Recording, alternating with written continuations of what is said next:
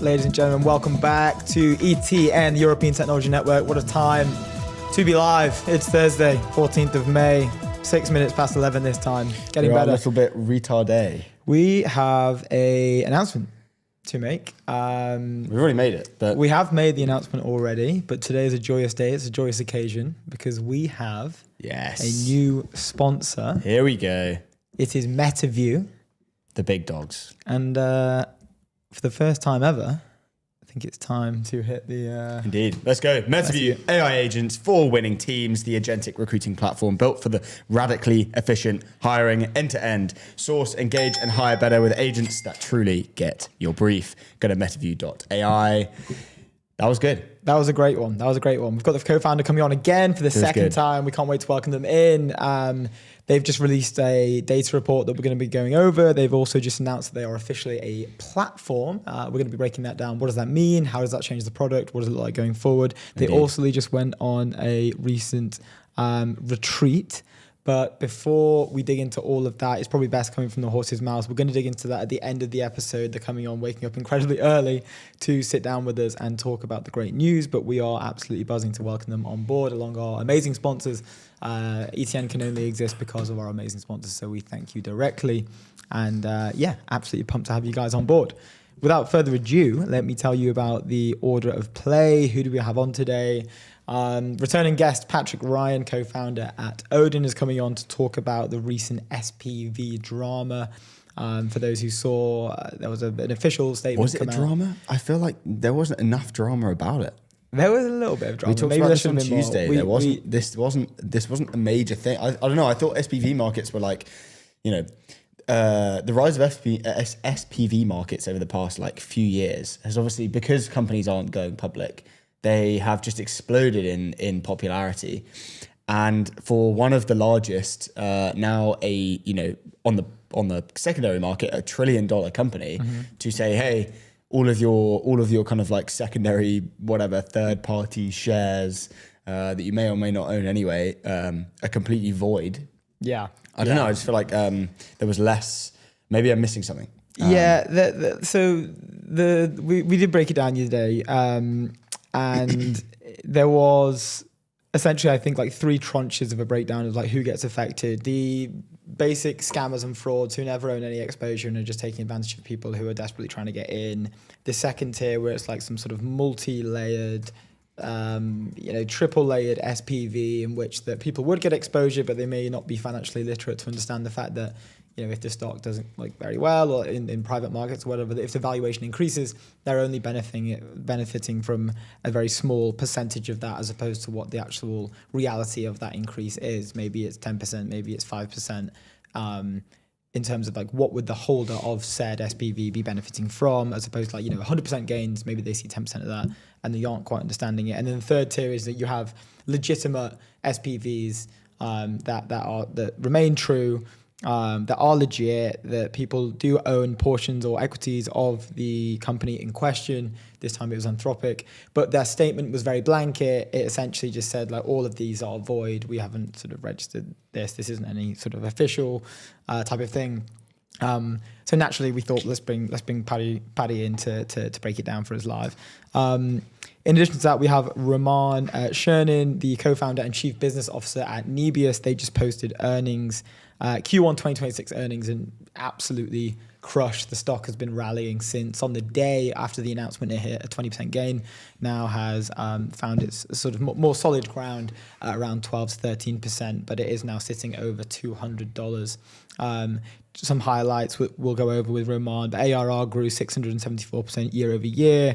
Adjusted EBITDA margin in the AI cloud business nearly doubled quarter on quarter to 45%. That's bonkers. 841% year over year revenue on the cloud business. Contracted capacity now exceeds 3.5 gigawatts, smashing the 3 gigawatt target, and they expect to have more than 4 gigawatt of contracted capacity by the end of 2026. So very lucky to have Roman jump on and break this all down for us. A few specific things within that conversation around the full stack approach that they're taking for Nebius, the Nebius token factory. What is that? What does it mean? And also the double acquisition that they've made of Aegon AI and also Clarify, in which their teams will now be coming over on board to Nebius, which is incredibly exciting.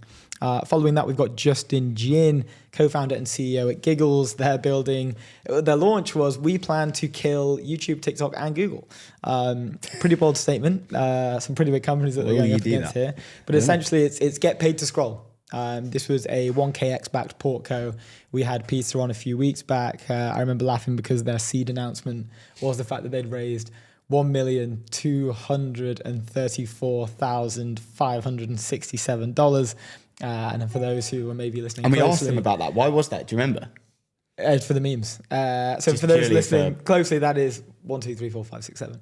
I've never seen that on a pre-seed raise announcement, which is really funny. Following that, we've got Altan Tutar. He's going to come on and talk about why London is one of the major AI centers, a little bit on robotics and what the current state of the play is. He covers this quite extensively on his X account. So we're going to be breaking down what is happening around this. I know that Figure just had their official 8-hour live stream in which a Figure robot was operating apparently unmanned, and it was operating like an 8-hour shift that a human would take.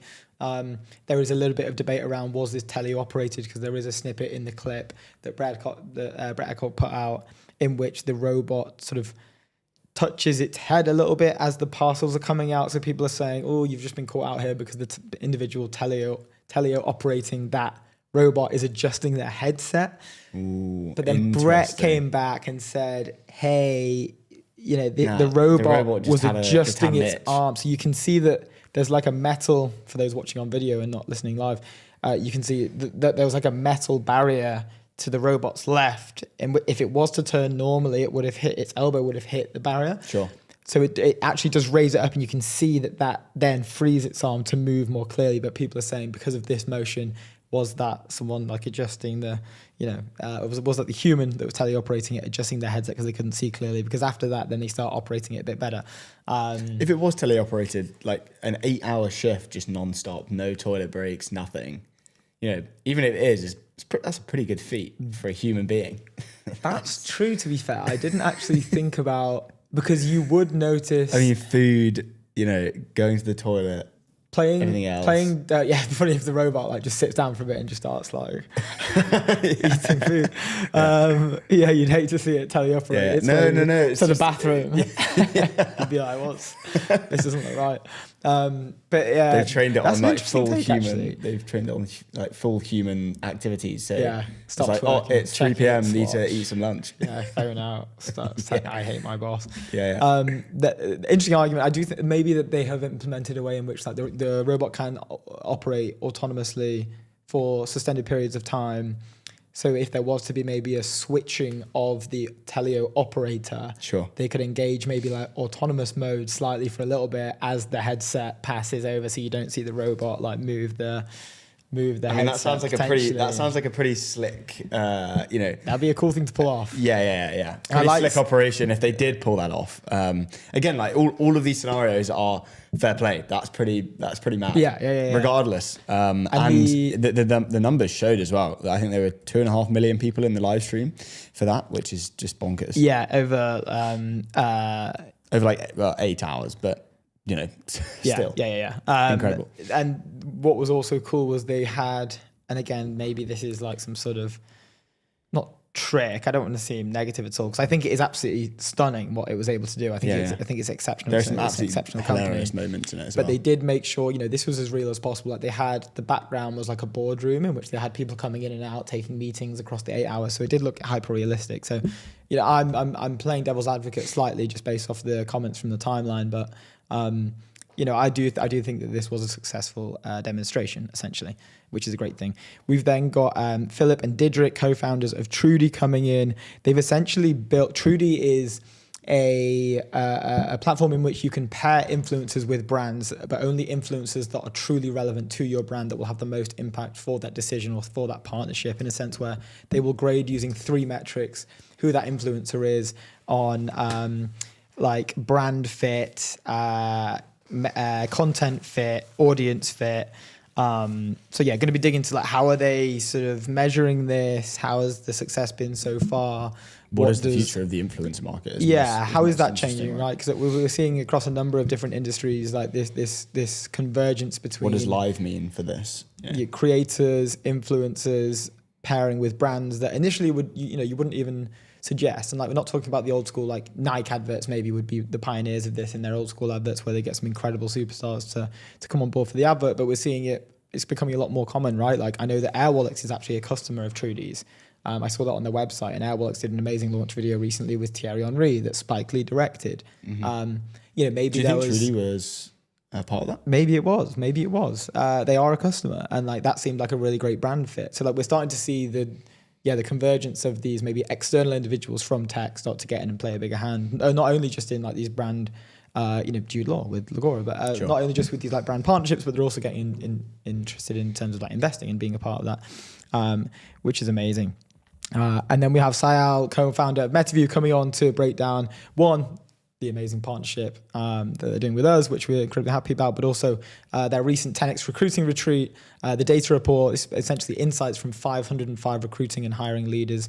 We had them on a few weeks back to talk about what does the market look like right now, where are things trending, what does the data show in terms of the hiring facade right now? A while back, obviously the AI talent wars were top of mind for everyone. It's not that that's calmed down, but I think we're starting to see these wars trickle down into maybe mid-cap, small-cap startups, which we're very excited to dig into, and also their announcement of a platform, which that he'll break down a bit more for us when he's live on the show.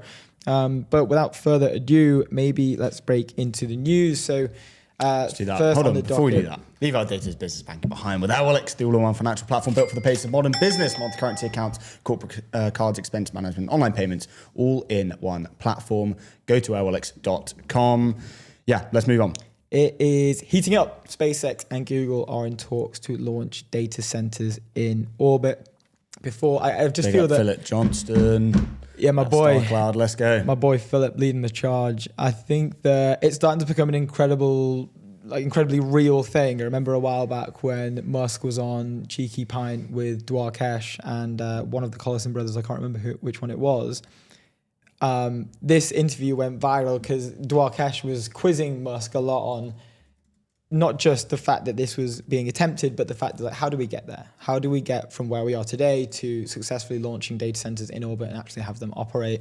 The conversation had sort of two different levels. One, like a very, very prepared and direct questioning from Dwarkesh in terms of where Musk wasn't essentially able to answer specifically, in which like, how do we make this happen? More the fact that it is just going to happen. And it kind of played on a way where this is how he thinks. He doesn't think about this middle ground. I remember Will Menidis wrote a brilliant article around the middle game, the death of the middle game, using chess as a reference in which that we no longer play the middle game. Like people like Musk will just think from like beginning point to end point. They don't try and waste time thinking about the how. It's more that this is a certainty. I'm going to put loads of resources into doing it. Yeah. It's starting to become a reality. There's never a how. It's just how you're going to, you'll figure out the how later. Yeah, it needs to happen. And I'm going to get to the outcome. And if we fire enough resources at this, then we can make it happen. There's actually a brilliant quote from another article that we'll pull up in a bit, just connected to this, but it was a quote from one of the NASA engineers, I think. I forget the name of her. She's in the article that we'll pull up later, but essentially saying that like the whole premise around this was it would be incredibly difficult to do, and then she kind of sub-quotes it with incredibly difficult nowadays just means expensive, which I thought was like a really funny quote. Whenever you're thinking of a problem or thinking of a thing like, oh, we can't do that because it's incredibly difficult, it does usually just mean that it's expensive. It's just too much money. I do feel that you could probably substitute that phrasing for it's just too expensive instead of like it's too difficult. Like whenever we think of anything like with these kind of like large bets. But let's talk a little bit about the article. So Google is in talks with SpaceX for a rocket launch deal as the search giant expands its own efforts to put orbital data centers in space, according to people familiar with the discussions. There they are again, those people familiar with the discussions. I love those guys. A launch deal would put the two companies in partnership as they gear up to compete on orbital data centers, and a proven technology that SpaceX chief executive Elon Musk has said is the next frontier of this rocket company. It's interesting to see that phrasings or words. Unproven is fair, obviously, but the skepticism around whether this can happen or whether it should happen or whether it will happen is starting to seem like a little bit more likely every time we're reading these headlines. As we mentioned earlier, we had Philip Johnson from StarCloud coming on a couple of weeks back. Very thankful to him waking up very early for the interview. But when we have brilliant minds like him and brilliant minds like Musk and those at Google working on something like this, I cannot think in a world in which this won't happen, right? And the reasons for this, the reasons to put them up there aren't necessarily like, a lot of the arguments are problems with like land mass or, we don't need to send them up there because we have so much room on Earth already, let's just cover a whole area in solar panels. I saw a take that was like put them in the oceans because you'll have geothermal cooling and heating if you need it. Oceans is another one, right? So like all of these reasons why like it's and obviously not lots of people would probably say no to that. People just don't want that stuff to happen on Earth. They want to destroy the planet with that in mind. But space is a very large thing that you can just chuck whatever you want up there. Yeah. And Philip was saying that look, the problem isn't the fact that there isn't enough room to do this. There's loads of room on Earth to do this. We aren't sort of contrived of space to lay these things out there. It's the sort of regulations and the bureaucracy surrounding it. There was a quote from him on the interview that we had in which in areas of North America, planning permission on the permits to build these sort of energy, like the things that would power these data centers out, or the data centers themselves, it's 5 to 10 years. Sure. It's like 5 to 10 years in this type of realm is a millennium. You get left behind if you look away from your phone for a week. So the whole argument is essentially that like this needs to happen because it will let us get there quicker. It's funny in a way because the bureaucracy on Earth is kind of the catalyst that's forcing these things into the air, which is a great thing. But it is a great thing, and a great thing that these hyperscalers are like doing. This deal specifically. They're in discussions with potential kind of like deals with like other rocket launch companies as well. So like they're simultaneously talking to other rocket launch companies, not just SpaceX, kind of, playing the deal, well, which is very cool. And it would be like it's kind of like a partnership and rivalry situation. And that's good because competition accelerates innovation. Yeah. And last year, Google announced its own plans to launch prototype satellite by 2027 as part of a moonshot initiative called Project Suncatcher. That's a really cool name. Names are getting better. Merch would be really nice. We're getting better at naming companies. Project Suncatcher. I do like that. Yeah, talking about a company with a great name, Polymarket, the world's largest prediction market. Stay informed and profit from your knowledge. Go to polymarket.com. Anyway, love those guys.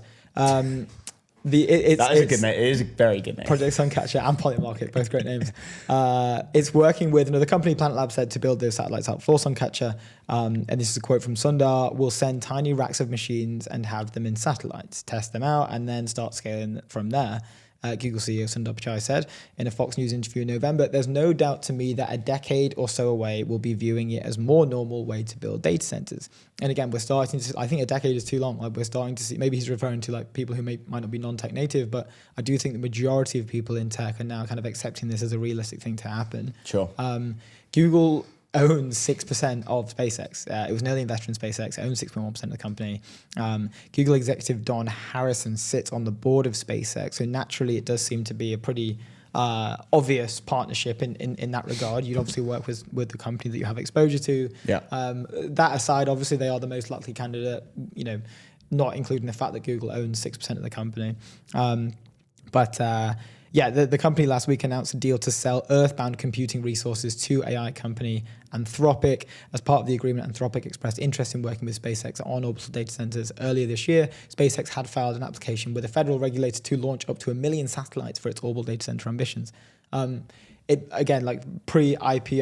SpaceX just seemed to be collecting the infinity stones of every great other Mag 7 that they should be working with. I mean, saying Mag 7, Anthropic and OpenAI now are in valuation territory of top 10 most valuable companies in the world, which is crazy.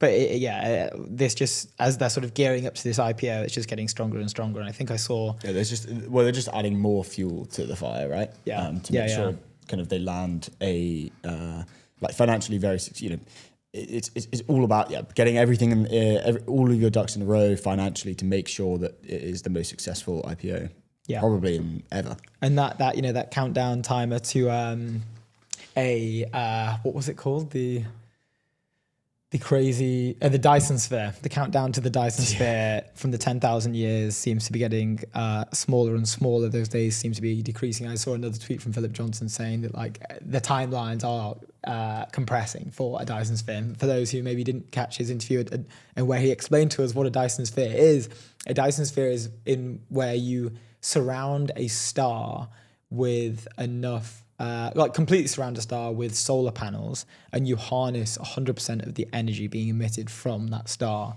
to then power data centers. Philip, when we asked him how long that would take, he told us it would take 10,000 years.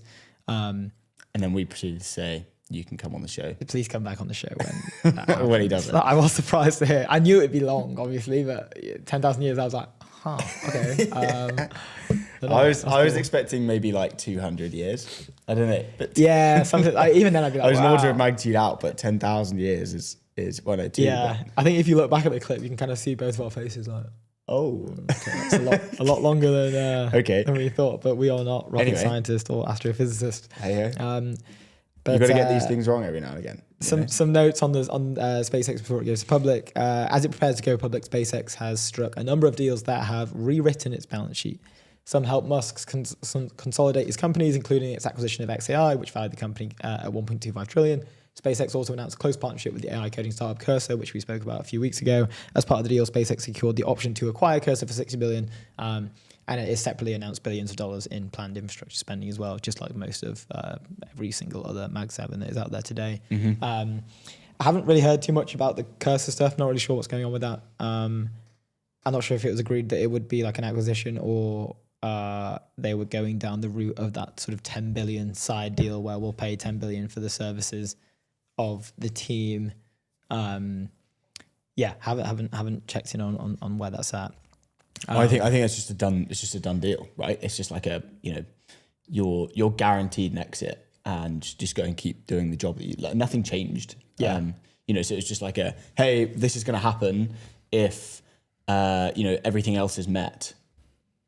Therefore, we'll buy you at some point. No, that's fair. And then nothing else changes. Same, business as usual. I think it literally said business as usual in the. Oh, what when they tweeted out? Yeah. I think so. It was something like that. Anyway, nothing changed. Usual. Can we pull up this part here just to show people what we're looking at? So another related article from WSJ. This was titled "Data Centers in Space: A Pipe Dream or AI's Next Big Thing." It's really this was such a great article. So essentially here what we're showing is like how would, and this is very helpful for me as well because I'm also learning how an orbital data center would work, but how would it work? So they mention here data centers on the ground feature racks of servers in cavernous temperature controlled buildings. Orbital data centers will feature swarms of satellites laden with AI chips. They will need solar arrays to produce electricity to run the AI computing systems. The satellites are expected to fly in an orbit that roughly travels over Earth's poles to maximize their exposure to sunlight. So here we can see like a breakdown of like what does that actually look like. We have an example of they're just off the axis. Can you see that? They're not directly on the axis. Yeah, they're kind of just slightly off. They're slightly tilted. I forget the name of that. Just so they're always on. They're always getting maximum sunlight. Maximum sun. The sun. If they were on the axis, they would be losing it at the southern bit. Yeah. See what I mean? Yeah. So they call this a sun synchronous orbit, an SSO. Yeah, a dusk dawn SSO orbit follows the Earth's rotation, passing near the poles, crossing the equator about the same time each day. And it's like a good breakdown of like where on in comparison to the Earth and like the atmosphere is it actually flying. So you can see on the left there the details around like how many miles it is away from certain areas of the Earth, which is quite interesting. And this demonstrates the scale, right? So the International Space Station generates enough electricity to power roughly 100 advanced AI chips, according to one estimate. An orbital data center may need to produce electricity to power many thousands of chips inside thousands of satellites. Enter huge solar arrays. At an event in March, Musk showed a rendering of a SpaceX AI Sat Mini. Nothing was small about the device. It featured solar arrays that made the satellite far longer than the company's Starship rocket, which is around 400 feet tall. He said, this is Rocket Lab Chief Executive Peter Beck, said solar arrays of multi-kilometers in scale are what's needed.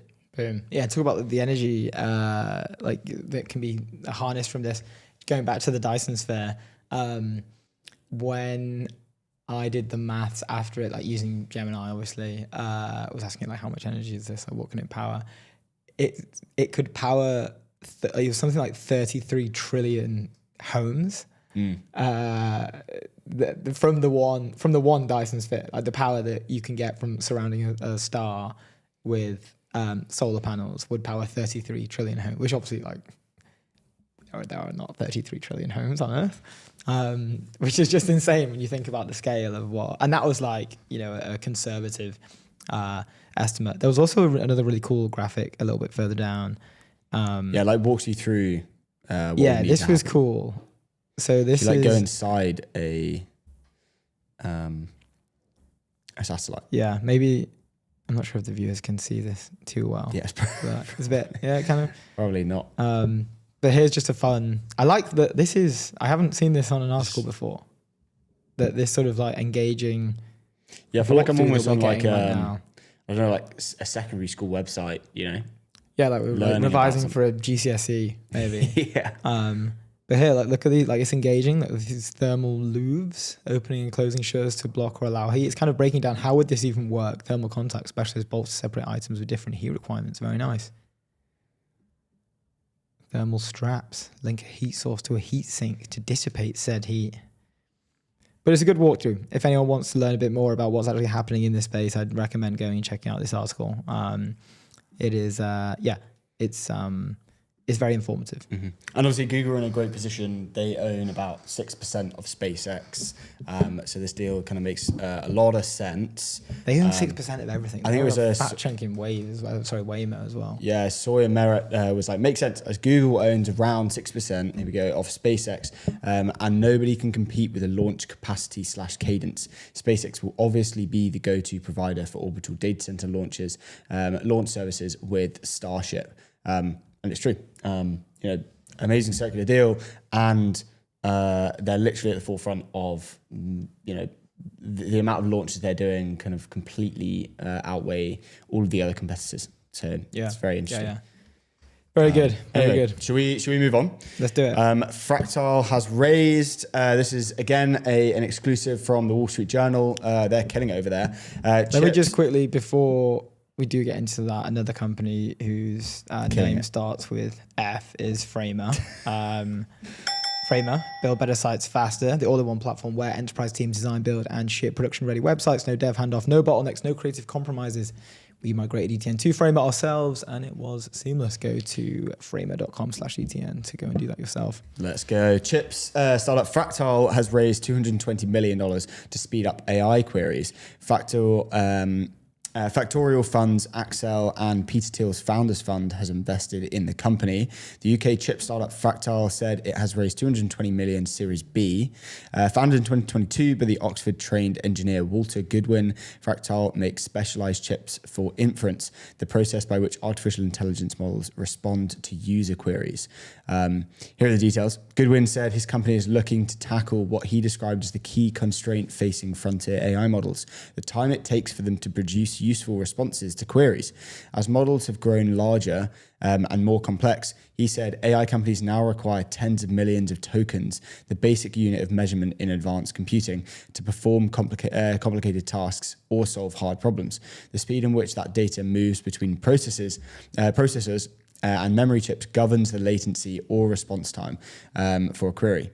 Fractile has designed a logic chip with an architecture for attaching memory to its inside a server rack that the company said will help AI companies maximize their bandwidth without sacrificing speed. Again, this is all about the energy or using compute, right? This is you're either buying up places to make sure that you can get more compute at a cheaper price, or you're making your compute way more, you're making your burn of compute way more efficient. And obviously this is what Fractile does. Yeah, it's really cool. They're based out in Bristol as well. Mate.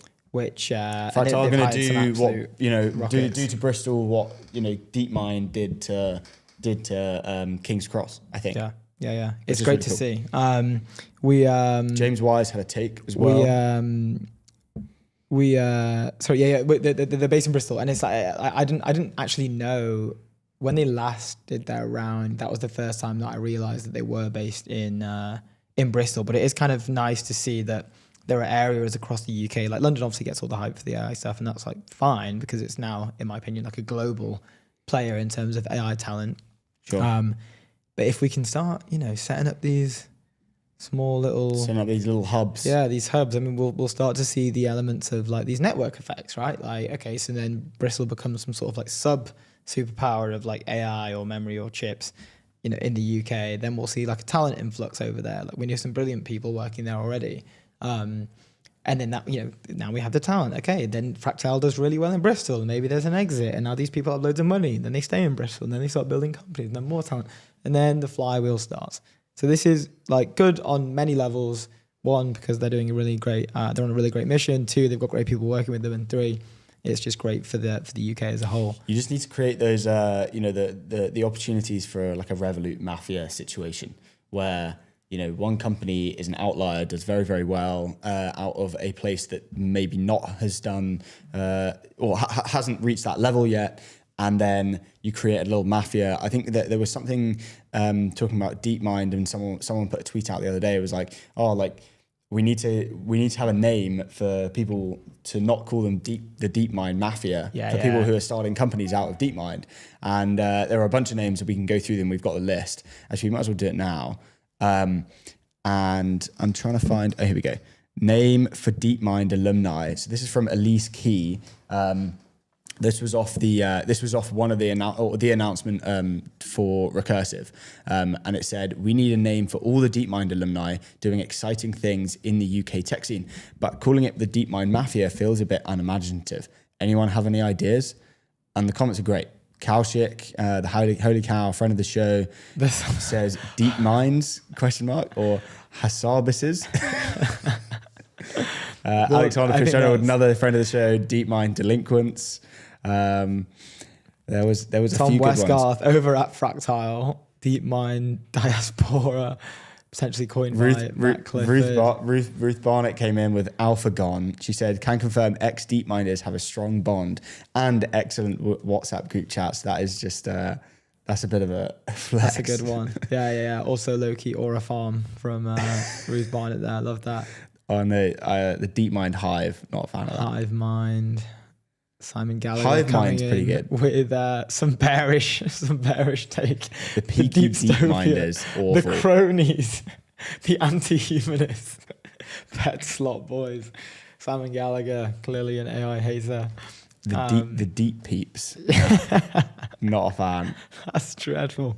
The deep peeps. I feel like we just, when you try and get an LLM to name something and it comes up with like the worst names possible. Yeah, these aren't a lot of repeats. DeepMind Mafia, Deep Mafia, the DeepMind. Yeah, I agree. Mafia is way too unimaginative. I like Tom Ellis's The Peaky DeepMinders.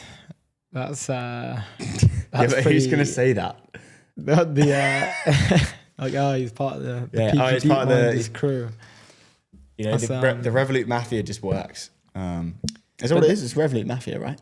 Yeah. It was like PayPal Mafia, the original. Everyone just kind of throws Mafia behind it. But going back to Fractile, this was good. Piotr Mazurek said, I had lunch a few days ago with an ex-major AI lab friend.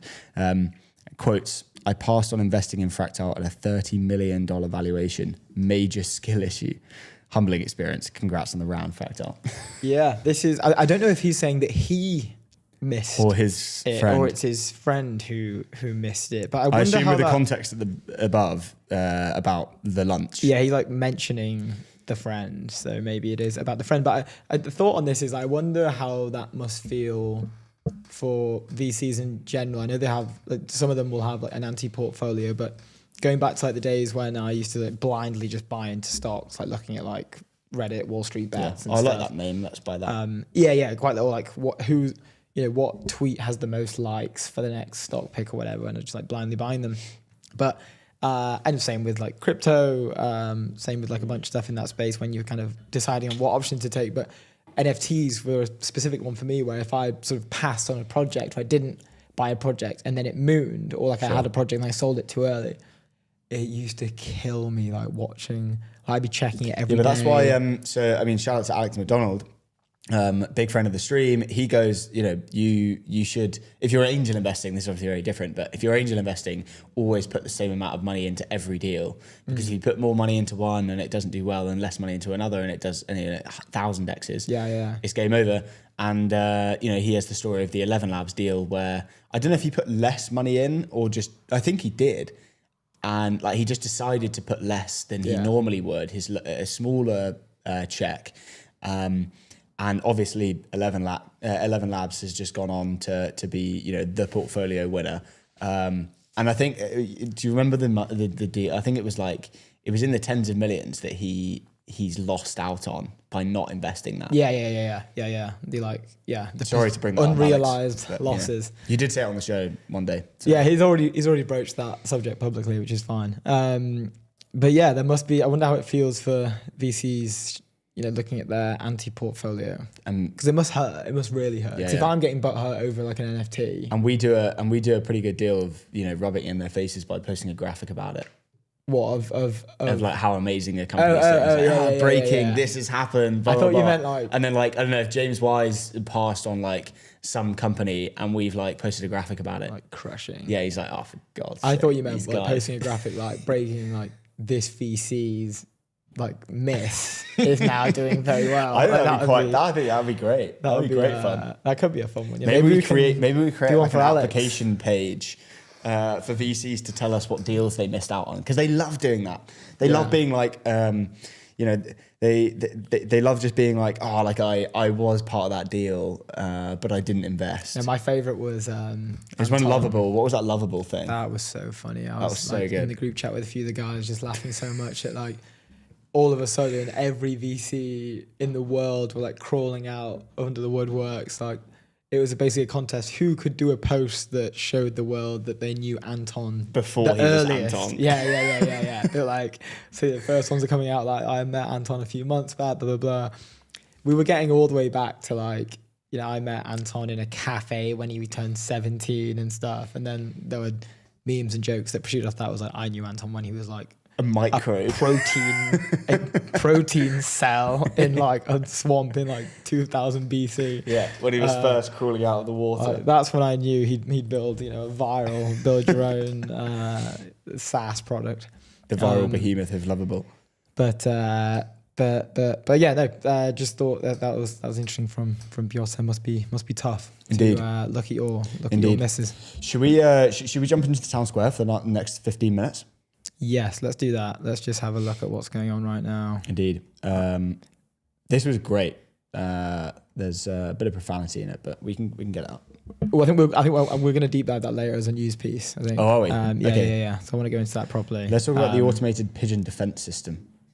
Let's have a look at this. This is great. This is from Om Patel. Says this guy built an automated pigeon defense system for his balcony. Let's watch the video first, and then we can. Oh wow! Do we have sound? Yeah, we do. So funny.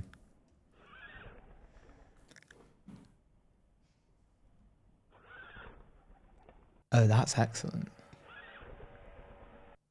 It's quite loud. Yeah, is that louder than the pigeons maybe walking around? This is a call for Sam Beek to go and build his own pigeon defense system. Yeah, he's in the comments tagging people. Oh, he's being tagged. Yeah, no, he's like tagging. Oh, he's tagging people. Oh, great. Maybe he builds one.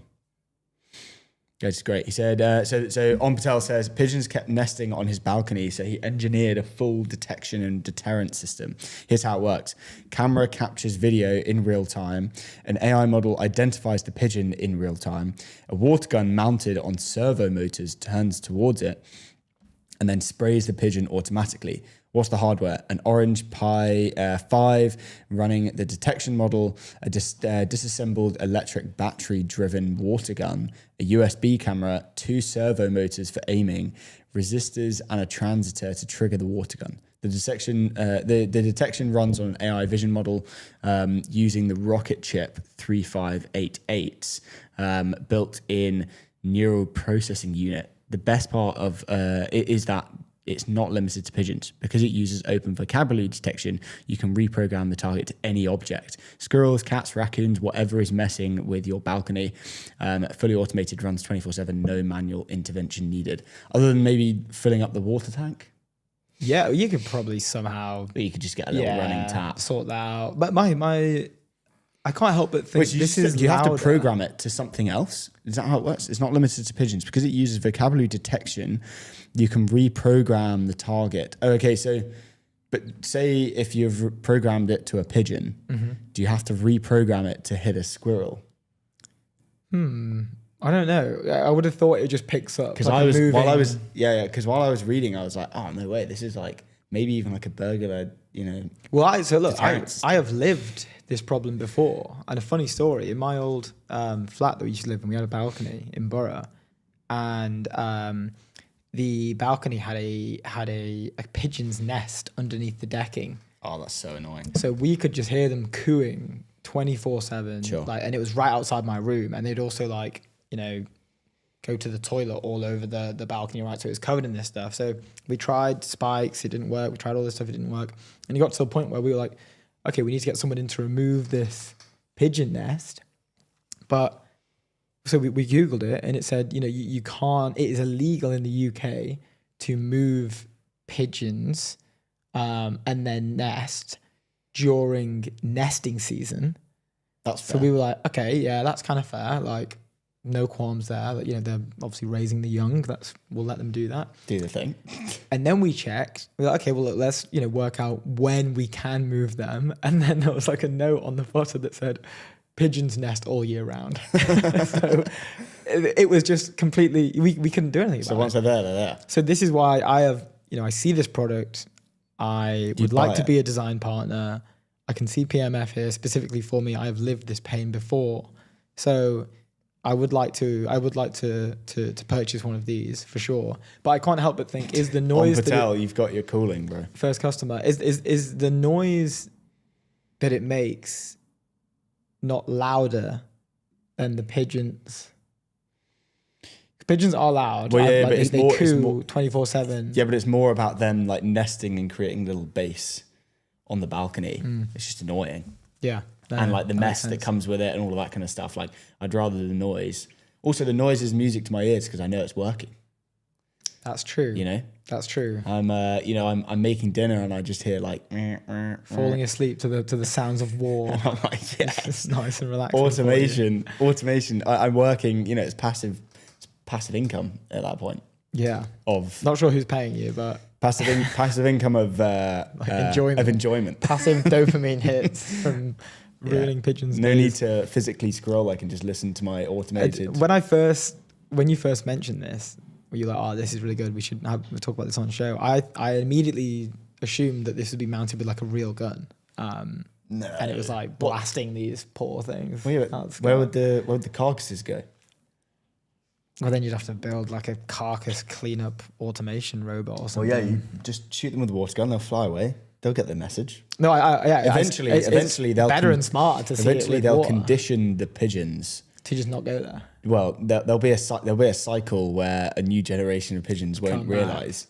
No, but if these pigeons who are getting hit by it raise their young, they'll raise their young in the sense where like, okay, kids, you don't go over there because then you get sprayed, and then they'll pass that message on to their young. Sure. It'll become like and then generations will go by until it'll be written into pigeon literature. Yeah, and it will get to a point where they don't even know why you don't go up there, but you just know not to go up there. And then there will be one pigeon who one day breaks the rules. This should be like a Netflix original, as I'm saying this out loud. This would be like a brilliant film. That's great.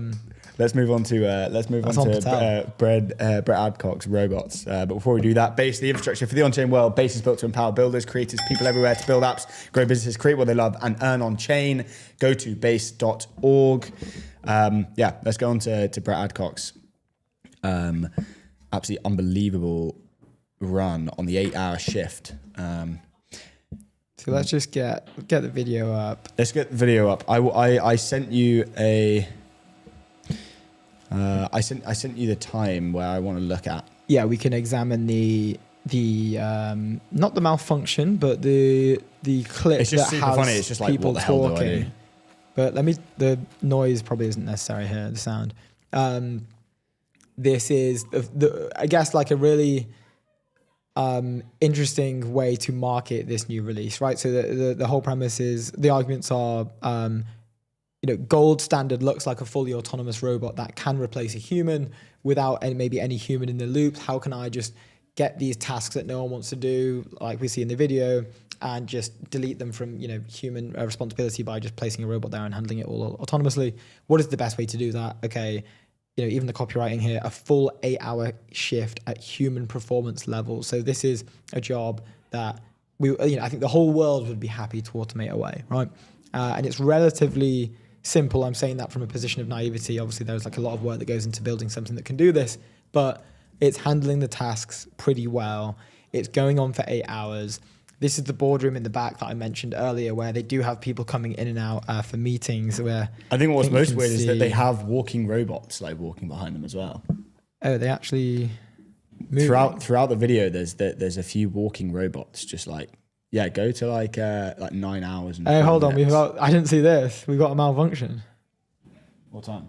This is at 3 hours 25. The robot is, I think it's malfunctioning. It's kind of stuck with the packages, but it's sorting itself out. Yeah, it tends to get a bit confused. I haven't seen this bit. Figure itself out and then go back. And they also have a package counter there, which is actually really cool. I didn't notice that. But it was a bit like it was a bit laggy, the package counter. So it's struggling here. It is struggling here. Does this? It'll just. Oh, it's back.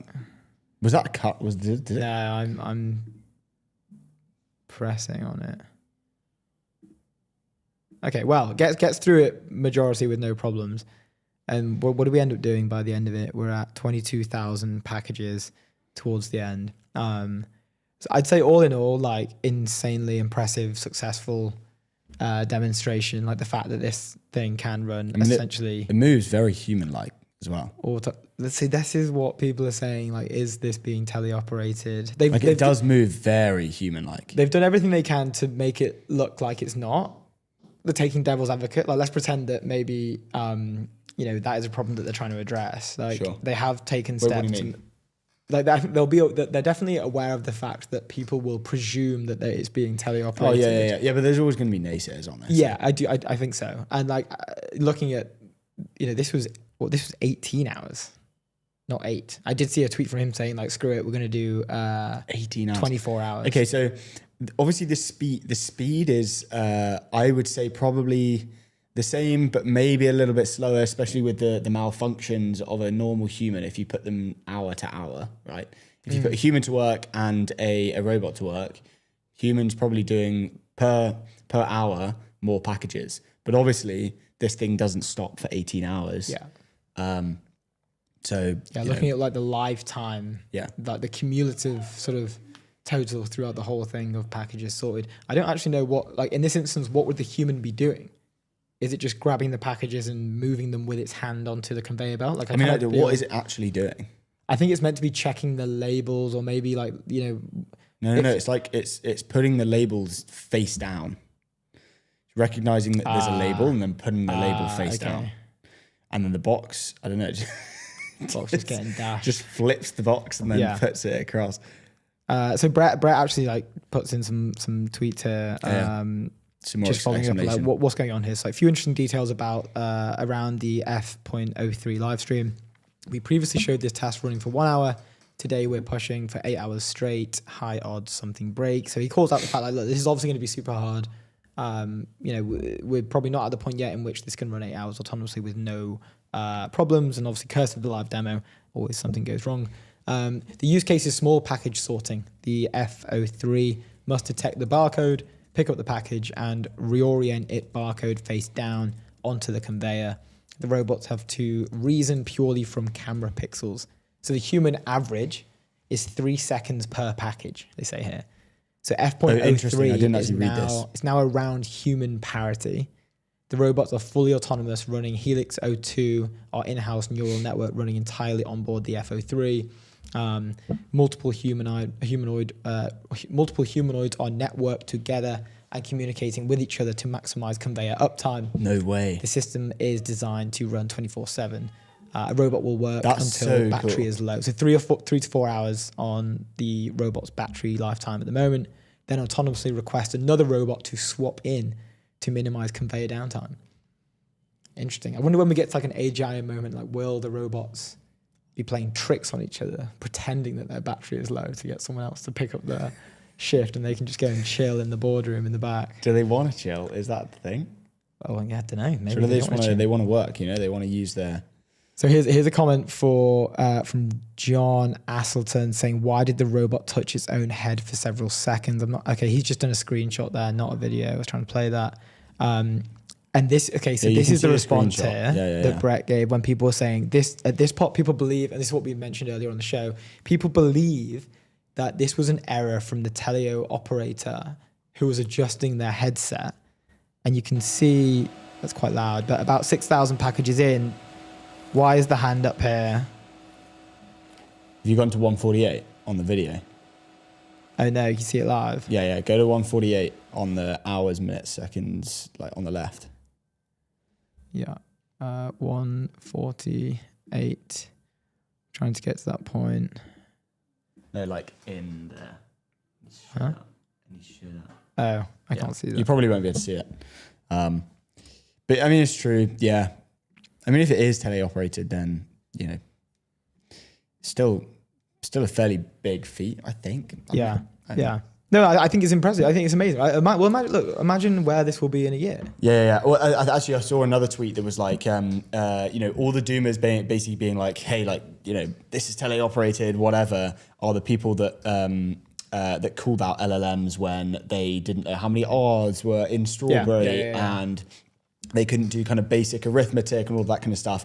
And they were like, this is literally the worst it will be, regardless of whether it's teleoperated or not. Look at where like LLMs are now. Yeah. That's where we're going to be. It's going to be an insane improvements.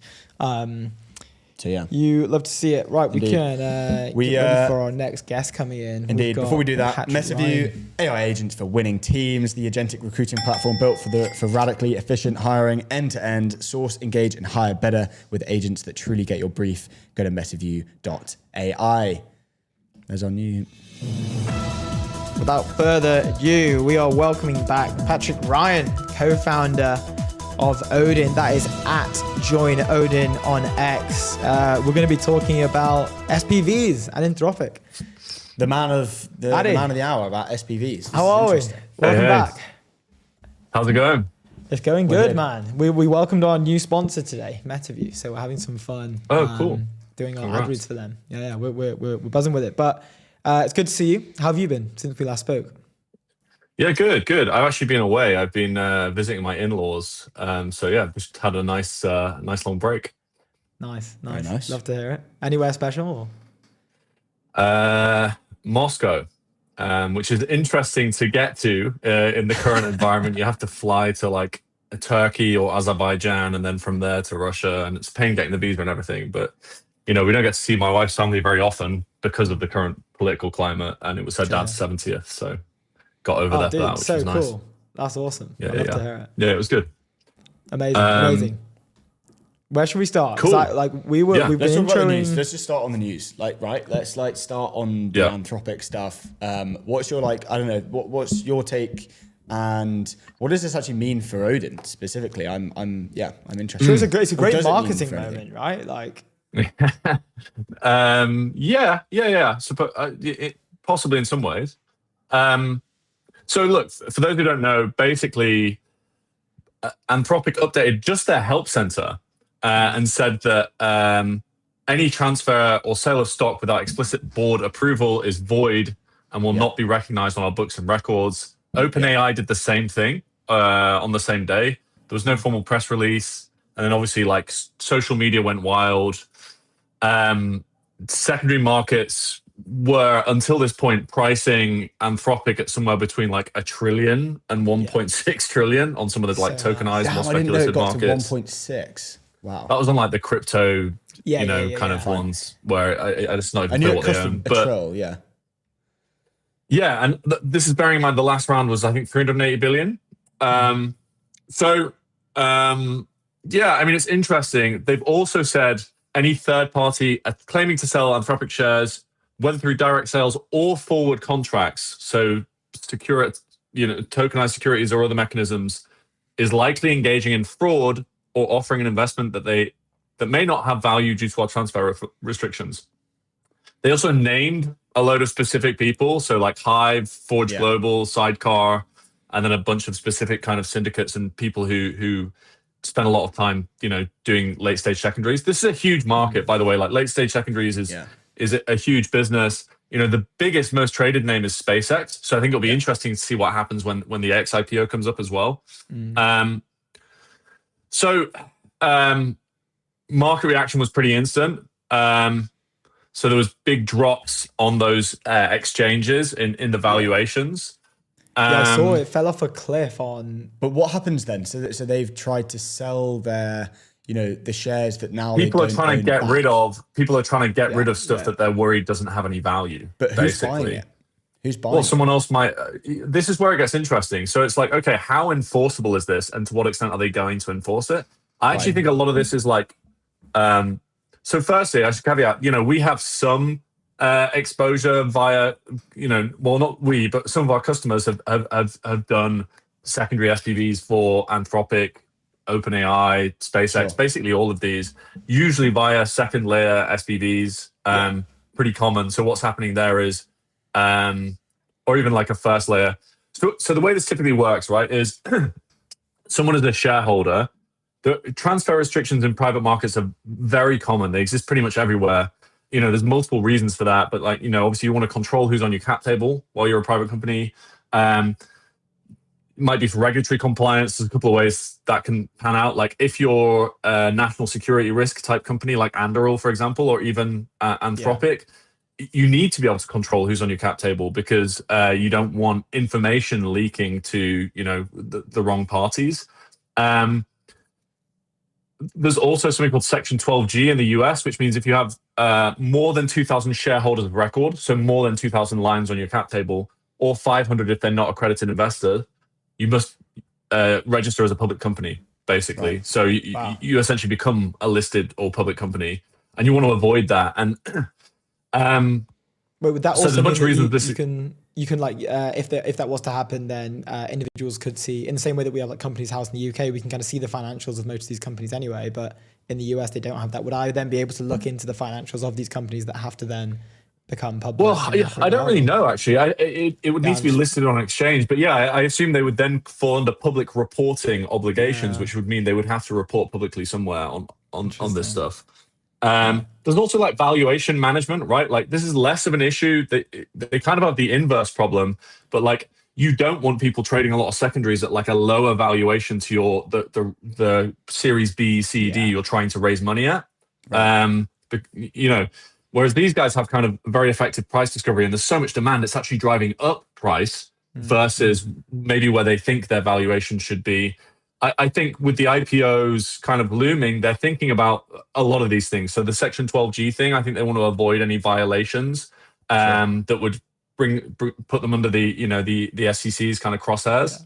Maybe less likely in the Trump regime kind of world anyway. They're pretty light on stuff at the moment. But then also I think they want to kind of have an IPO price that's like defensible.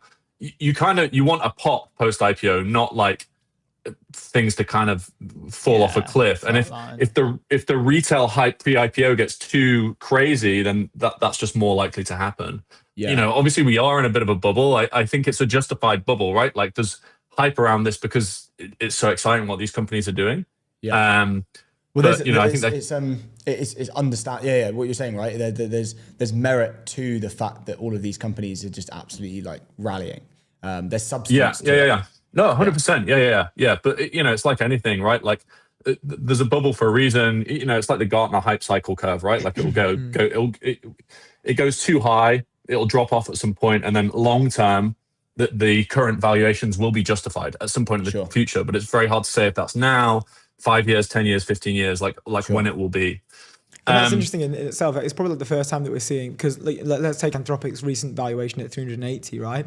I think we can all maybe agree that based on current metrics that are known publicly and what other companies are raising at, and Anthropic's revenue trajectories, they're probably worth more than 380 billion, right? That was just the last time the price was discovered in a public way, where there was an exchange of goods publicly, right?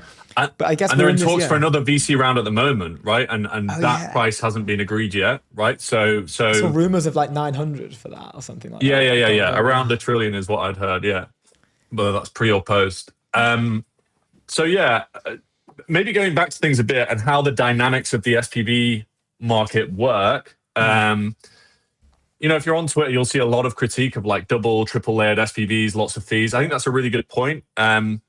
Bill Gurley was actually on TBPN in like February, and he was kind of saying, look, if you want AI exposure and you're a retail investor, you could do a lot worse than just buying the index, because so much of the index now is like NVIDIA, Google, Microsoft, who all have exposure directly or indirectly to this market. They're also shareholders in a lot of these businesses. And if you're not doing that, you're potentially building up layers of like SPVs, fees, risk for something.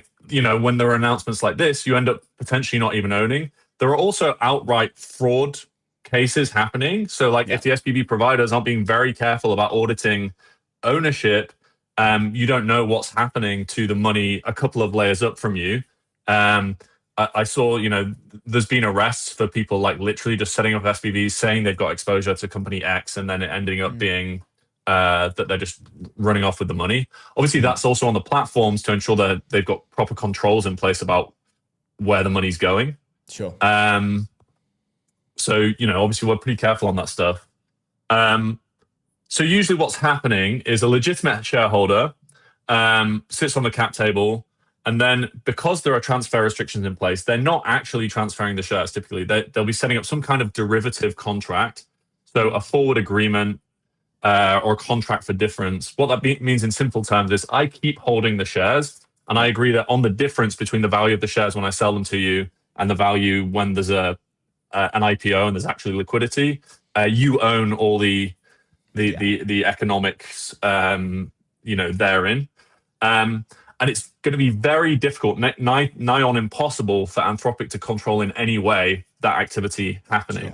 It might be that in their transfer restrictions, you're not legally allowed to do that, but are they going to go after all these people with lawyers? Is that a good use of their time? I'm not completely convinced of that. So where SPVs come in is they tend to be buying derivatives like that from someone.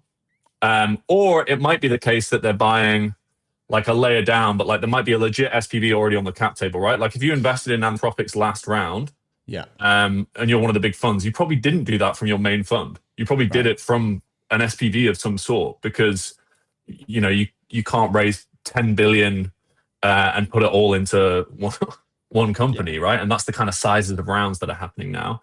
So there might be some layer 2 secondary activity happening from those vehicles, but a lot of it is these contracts for difference. And I think it would be quite hard for people to kind of enforce that stuff. Anthropic saying all of that stuff is void. So basically what they're saying is... that was the specific language that popped out, right? It was it's not so they're not saying it's voidable. It was void. It's kind of game over. But then you're saying that it's not, that would they even put the effort in to enforce that? So does that mean some people who haven't sold off their shares are kind of almost taking the risk and playing the game and hoping that they aren't actually going to enforce this void. Look, I think lawyers are going to make a lot of money at the end of the day when all's said and done, right? Like it's more than anyone else is going to benefit from this. There's a lot of billable hours here, so congrats to all my lawyer friends. Give it up for lawyers. Yeah, give it up for lawyers. Always figuring out a way to make some cash. I'll let my rain or shine. Hey man, I got a business opportunity for you. So yeah, I think if you've actually sold shares and entered into an agreement where you're a shareholder and you've said you're buying shares, like that is clearly void. But like you'd have to have been it would have been a dumb decision to do that in the first place. I think you should have set it up as a contract for difference or something like that. Yeah. It's very common. I also think what's slightly cynical here is like OpenAI announced like secondary liquidity for a bunch of their staff recently in parallel to this. So like I think there's a bit of cynicism where they're kind of like benefiting from the secondary market in terms of giving employees liquidity, giving early investors liquidity. They're very aware that all of this is happening. And then now when it suits them, they're kind of saying, oh no, we don't want this happening anymore. So, you run into the thing of like, okay, if this ever came to a head legally, like there are valid disputes on both sides of this table. From the people managing vehicles and people who bought secondaries and that kind of thing. I think the other thing is like when it actually comes to an IPO, what's going to happen, right? If it's void, the original shareholder still owns the shares, and you in parallel have some sort of agreement with them where it says that you own the shares. So it then becomes a dispute between you and them. It's not really got anything to do with Anthropic at that point in time. Yeah. It's just like, are they going to honor whatever the agreement was that was signed up to, several years ago? There's also complex like tax implications for stuff like that. Like, do you create a tax liability for shares you've already sold and stuff like that? That's one of the other reasons the companies don't like there being a lot of secondary activity without their permission, is it can affect the valuation of things like stock options and RSUs, which they're issuing to employees. Anyway, that's a separate issue. Yeah. So yeah, I think. Does this have any direct or even indirect effects to like the pricing of an IPO or anything like lawyers and bankers looking at a deal like this? Do they want to see more of like a kind of clean structure? Less. Yeah. So why are they doing it? Right. I think it's an what's the kind of reason? And it's all clearly happening, to kind of benefit the IPO, I assume. I think your assumption is correct. So the first one is the Section 12G exposure point. They want to try and not seem like they're a public company already, because they kind of are. The level of secondary market activity is essentially they're getting a lot of the benefits, right? They're getting price discovery. There was a good tweet from someone on this, Thomas Braziel, where he's kind of saying, they get lots of retail trading of their stock or interests, linked to their stock happening. They get price discovery. They get insider liquidity that drives employee retention. They're getting hype. They're getting insider support. They know they can price around at like kind of $1 trillion now if that's the price things are trading at. Sure. But they avoid the disclosure regime of public companies, so they get all the benefits of being a public company without any of the downsides.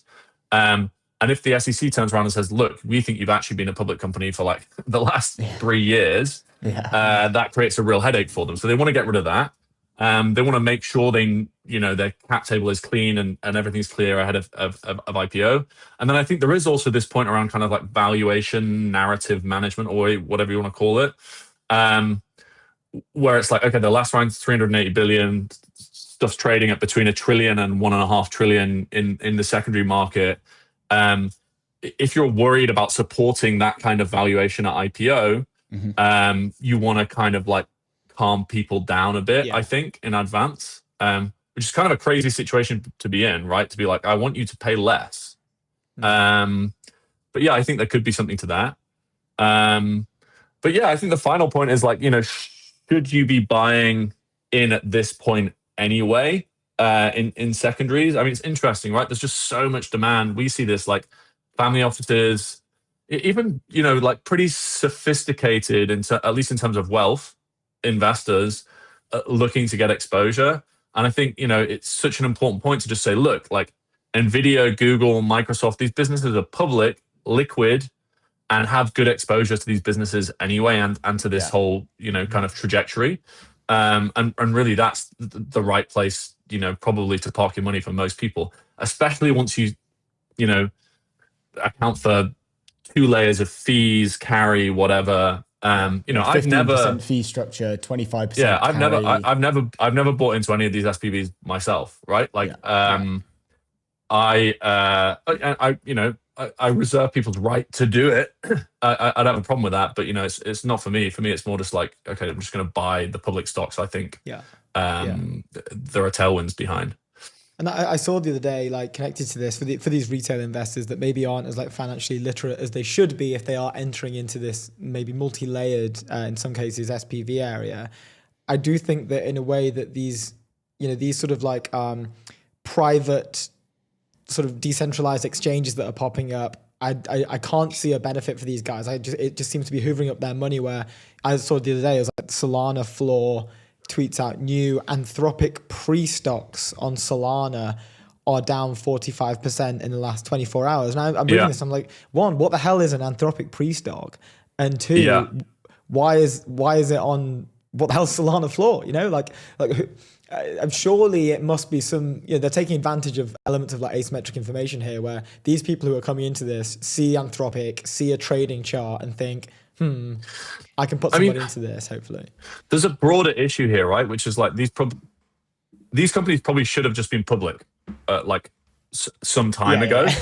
And I think this point stands for like the entire venture market. You should get Dan on to talk about this. We definitely should. We had him on a while back talking about. But he was saying that they haven't, they haven't gone public because they haven't needed to. They've been able to, the reason you go public is so you can raise more money, you get a ton of cash, but you can already do that. The private markets are already giving you enough money. That's the thing. You can already do that, so it suits you, and then it also suits bigger venture firms, because it's like, okay, I can raise a larger fund, I can charge my 2 and 20 and get like pretty healthy and fat off management fees, right? So it benefits everyone. Whereas if I'm listed, like if you look at what are public markets funds charging in fees, like it's nowhere near that,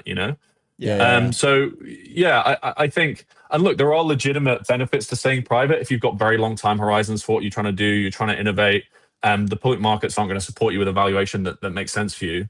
But I do think there's a thing where it's like, what was the valuation of like Facebook, Amazon, Google, like any of these businesses when they IPO'd? Like it was in the hundreds of millions. I don't know. I can't remember. Super but low. Like Super low. It was so low. So like there's been so much benefit for the public from them going public at that point in time. I also think it makes the businesses more robust. Because everyone talks about the downsides of like quarterly reporting and having to focus on profits and that kind of thing. But like there are a lot of benefits to that as well, that like are potentially good things economically, good things for society, drive the stability and growth of those businesses in a way that's kind of sustainable. And I think there may come a point where kind of the regulators step in and say, look, once you meet certain metrics, it could make sense for there to be a point where we say, look, once you meet certain metrics, you should be a listed business. Sure. I don't think it's good for this,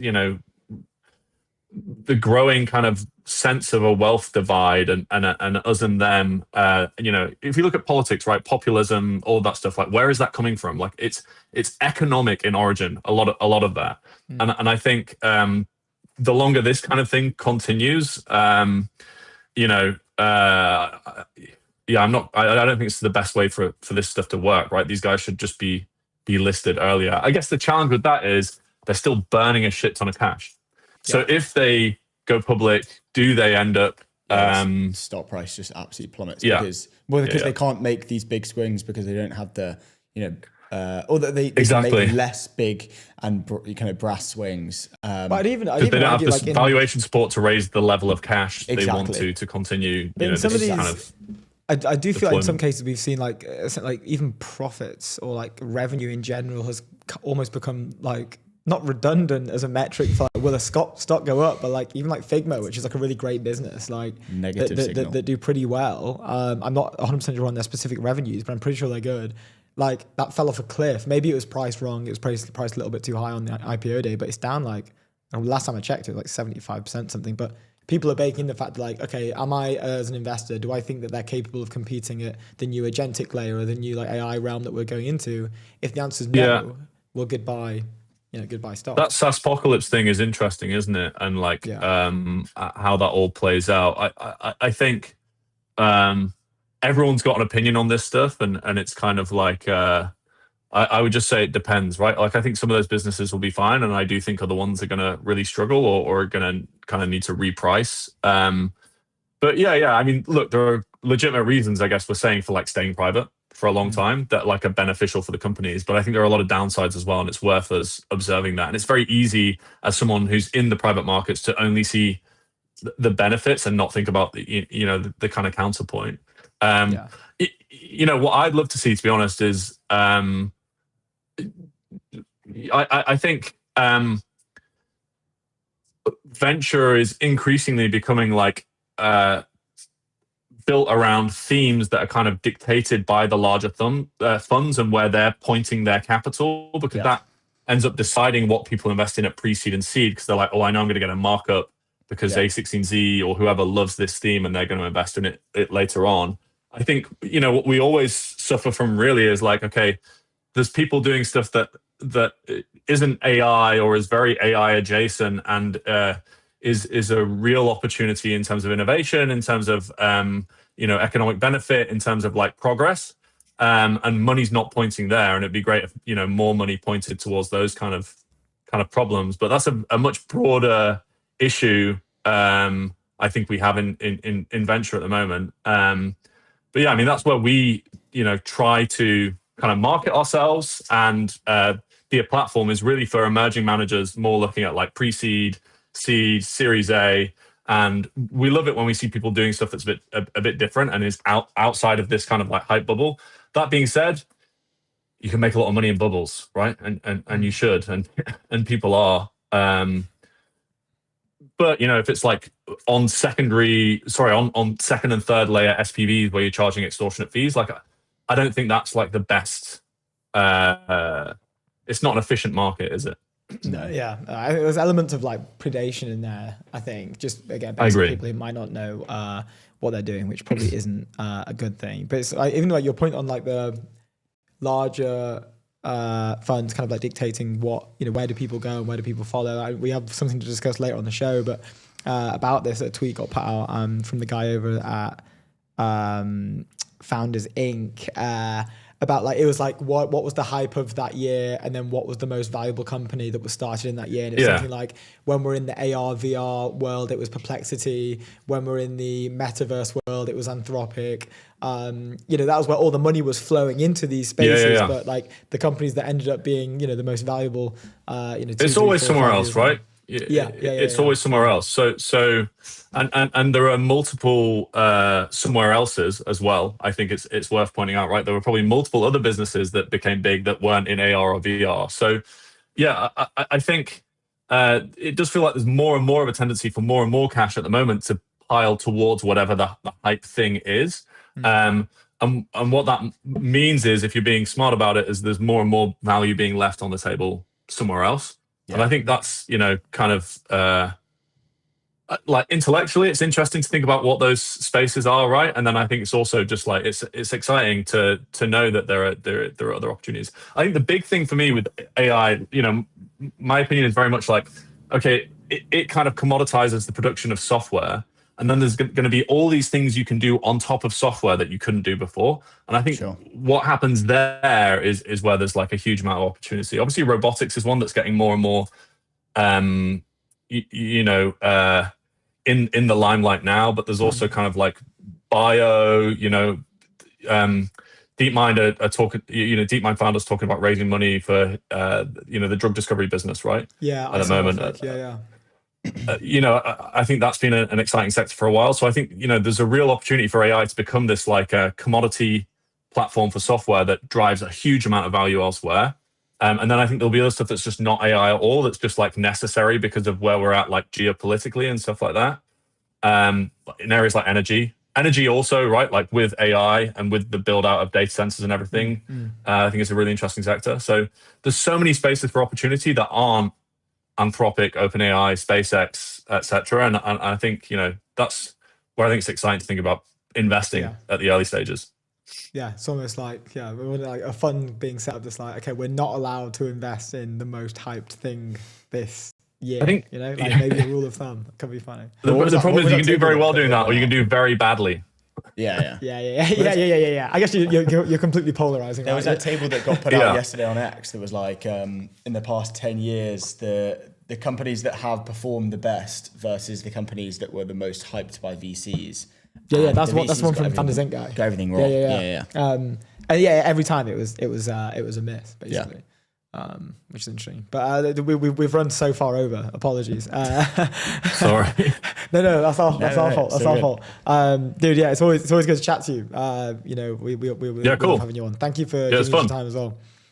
No worries. If anyone wants to talk SPVs, fund admin, any of that stuff, hit me up. I'm on Twitter, ry_Paddy, and our website's www.joinodin.com. Thanks for the podcast. Let's go. Get the shilling. We love it. Plug that. Plug that, guy. We'll see you soon.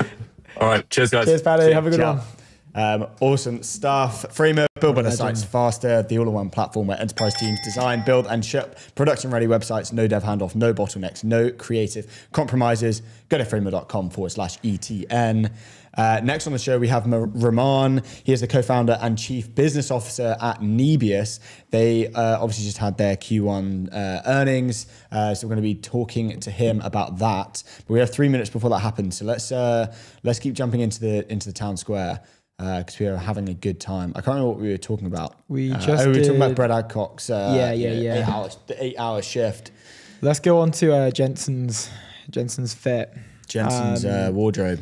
So making headlines yesterday was the trip to Beijing for essentially a group of individuals whose combined market cap was something like almost 20 trillion, basically, in terms of CEOs.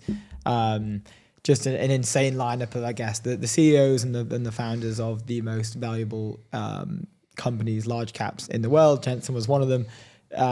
Very, very quickly, I did see, and I'm annoyed I haven't got it here, which is really funny, but Musk... So it was announced that Trump came out and did a post. It was like, he called Tim Cook Tim Apple, which was really funny. But it was a post saying like, we are going to we're flying to Beijing at the moment. These are all the people that are coming, and then mention of like the Air Force One like plane that they'll be taking. And then somebody quote tweeted that with like crazy that the combined value of all these CEOs is something like 20 trillion that are on Air Force One right now.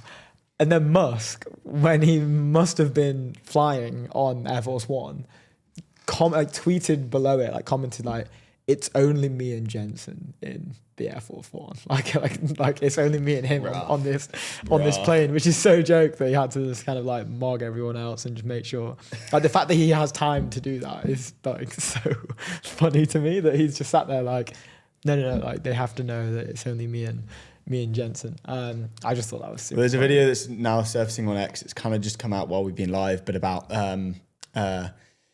he gets his phone out like 24/7. So like it was like after one of the him dinners. circling around. Yeah, it was after like one of the dinners. No, he's just sitting down. Like people are coming over and asking for pictures.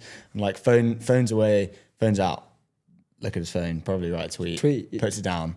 Dude, it was another something. Picture, quick chat, phone out. I can't remember what who it was that did, but someone was tracking like how many times he tweets a day based like off 15 the amount of tweets. times, isn't it? It was more. It was multiple tweets an hour. Mad. Almost every hour of the day. It's crazy. Considering that he's an individual that doesn't necessarily like always go to bed on time and like prioritize sleep, so he can be flying around a lot. But this is from Sound Dobad. Jensen deciding what to pack for his trip to China. It's not even the jackets as well. The shoes are becoming a thing. It's a classic CEO thing, especially for a public CEO to kind of just choose an outfit. I think it's a great thing. If I see a leather jacket, I think Jensen's fine. If I see someone, a founder wearing a leather jacket, you think you think you're, Jensen Huang. Yeah, well, yeah, maybe true. But like, and also He's coined it with like turtlenecks, it's like Steve Jobs. Like Yes. everyone kind of, I think people should own their own, I don't know what you call it, like a fit that I think once you get to that level, like you're doing something good. When you can kind of claim a clothing item as your own.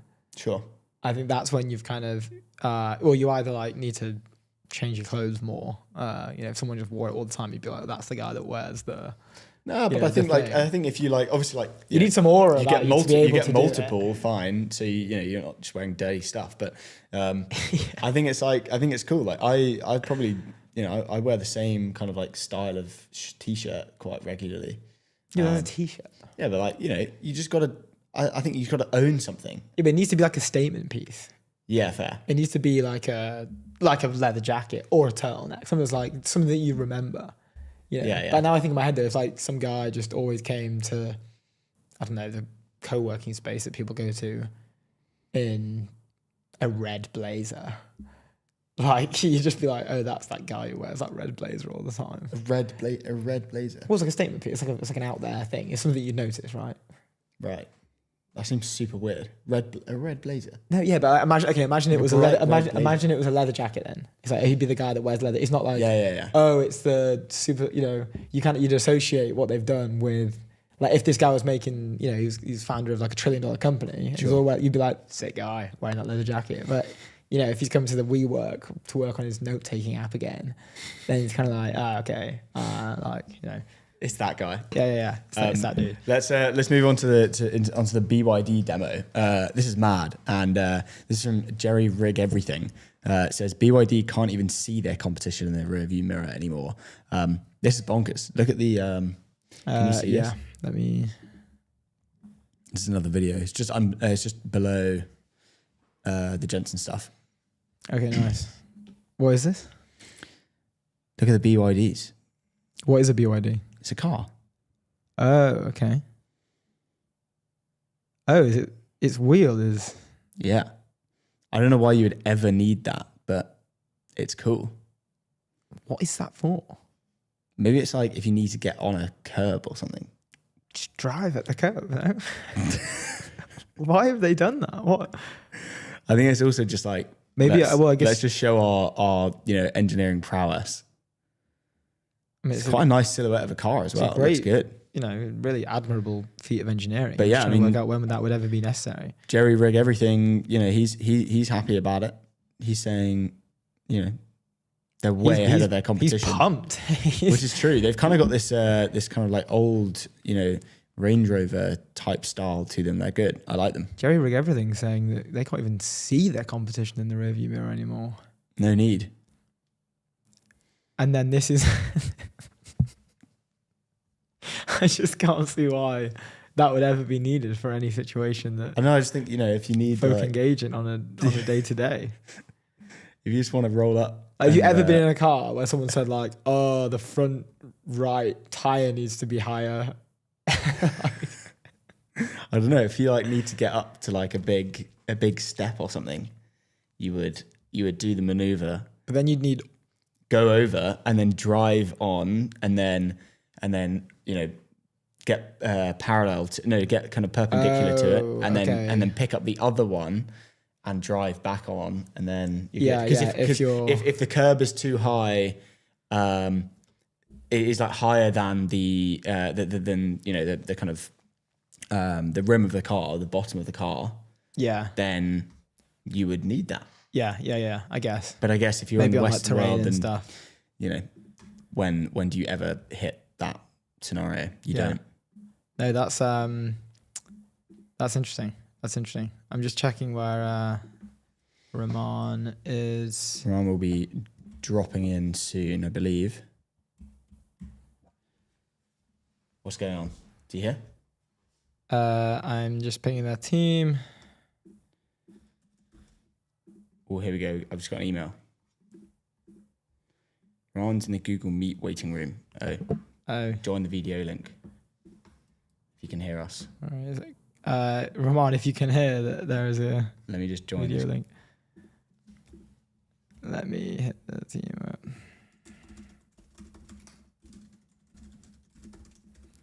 There we go. I pinged him. Oh, nice. Yeah. Anyway, okay. Well, we can stay until Roman comes on. Let's move on to onto the General Catalyst robot dog video, because I'm a bit confused. Yeah, that caused quite a stir. This got 1.5 million views. It's got 500,000 views today. Should we watch the whole thing? Yes. I've done it. Okay, I'm just making it super clear. Are they okay? I've literally just put the link in. Yeah, nice.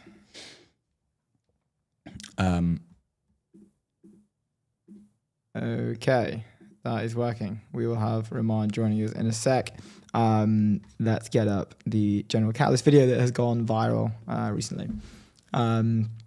So let's just watch it first. Yeah, really not sure what this was. Hi, I'm GC. And I'm VC. Who's your friend here, VC? This is Woof AI, an AI native companion platform that combines robotics and machine learning. This is the first thing that the creative director has come out with. Well, I think I don't know about the first. I think that he was hired, and this is the first like creative thing that they've done. So yeah, it's the first thing he's released. I'd love to hear more. We have Roman coming in now. Okay, let's. We can go back to that. Ladies and gentlemen, without further ado, we can welcome in Roman, who's the co-founder and the CBO of Nebius, coming in off the back of a smashing Q1 2026 results. Good sir, hello, welcome. Yes, yes, let's go. We love to. I'm gonna hit some dings. I'm also gonna hit a cha-ching for you guys because, dude, the results are insane. Maybe just introduce yourself. How is the team feeling internally? We kind of recapped a few of the results this morning just as we went live, but we'd love to hear it from you. Yes, thank you for inviting. I'm Roman, one of the co-founders at Nebius, and I'm doing the easiest work in the world, because being on demand side in AI compute nowadays is the easiest work in the world. Position. And kudos to the people who do much more complicated work, which is supply nowadays. And yeah, we had a good quarter, a good beginning of the year, but the team is just continue. Like it never stops. So yeah. It's happy customers days. Customers are running. We are in the business when you cannot turn your eyes from taking care of the customers in a platform. And someone told that cloud is the business that you cannot switch off the pager. So like you cannot switch off the pager. Yeah, you just got to keep rolling. Keeping you guys up all night. Within that demand and within this customers, you mentioned a quote from the CRO over your side regarding the unprecedented demand that we've seen. Mark mentioned that they shared on the earnings call that typically you guys have 4 or more customers for every GPU that you bring online at the moment. Can you maybe tell us a bit more about this? Yeah, this is the illustration of demand. And just don't take me wrong. It was a joke about easy job. Like my job is easy, but there is a team that Mark is leading. Like demand is there, that's for sure. But to have this kind of depth of the pipeline that we have, I think we are building quite a unique combination of the product and the field. And we can speak a little bit, maybe like how we think about the product. Yeah. And the fact that we have a lot of customers that want to work with us is partially driven by just enormous demand in the market, but partially is driven by the fact that we can serve a lot of different segments of the customers and a lot of different use cases of the customers. So it's not just you have a limited universe of, let's say, hyperscalers or the labs that are coming, and that creates that depth of demand that we're now seeing and enjoying. Yeah, Sure. yeah. And on that process of working, like you've mentioned before, the current AI infra challenge is a system optimization game. You guys have this sort of full stack approach, which I guess maybe plays into this. Would love to hear from you, decision as to why this is the best way to operate. What is that optimization game that maybe other people are losing and you guys are winning? I think this quote about system optimization game was related to the recent acquisition we announced, and its particular was about building our managed inference platform. But let's split in two parts, like the full stack approach and like what we do in inference and why we say this is like the system optimization. So on the full stack approach, we think about it as a vertical integration down stack and vertical integration up stack. If you think about vertical integration down stack, this is like how we build the infrastructure from greenfield. We build our own data centers. We just announced our second gigawatt scale campus data center, and this is something that our team is building from the greenfield, so we control entire engineering system and so. And then we build hardware and we build software platform on top of that. So it's like supply chain downstream, and this is the foundation of the both healthy economics of our company that we're quite proud of, and ability to scale fast and optimize the performance for our customers. But then there is vertical integration upstack, if you want, when we are not the company that focuses on providing just bare metal compute to the selected small group of the customers who need it, even though we have those famous quite visible large contracts with companies like Microsoft and Meta. Mm-hmm. But this is more exceptions. Most of our customers are coming to our software platform. And so we have the layer of bare metal that enables us to build layers up. And on the layers up stack, we have multi-tenant cloud, so-called, like the managed software managed platform, where a lot of customers come and we can serve anyone from very small ones, individual developers, all the way to large clusters for big labs and enterprises. And then we build the next layer, which is Nebius Token Factory, our managed inference platform. And managed inference platform, for those who don't even want to touch the infrastructure, they don't want to think in terms of GPU hours and storages and so on. They just want to get tokens. And we focus on open source and specialized models, and we enable our customers who are building their products. You can think about like coding agents, support systems like CRM, content management, all these long-running agents. All of them need tokens, right? Yeah. And they don't want to touch the infrastructure, and they also don't want to, which is a quite complex work, to optimize the performance and optimize the price of the inference. And that's what we do for them. And this is the system optimization problem. And it reflected in the recent two acquisitions that we announced. One was Eigen AI, the team that is focusing, let's call it engine of inference. So they think about it as all the techniques, how you extract as much tokens as possible from one GPU or from whatever, one server. Mm-hmm. But then when you run the large scale job, it's hundreds and thousands or maybe tens of thousands GPUs and very diversified kind of query stream from the customer. And there are a lot of other tasks that you optimize the system. And this is our second acquisition that we announced, Clarify, where folks are focusing on caching, routing, compute orchestration, everything that makes this scaled system kind of optimized and efficient. And then combining it together, it's like Formula One bullet, like a car. For everything now. You need the engine, but you also need all the aerodynamics and all the system around that make the car a real car, right?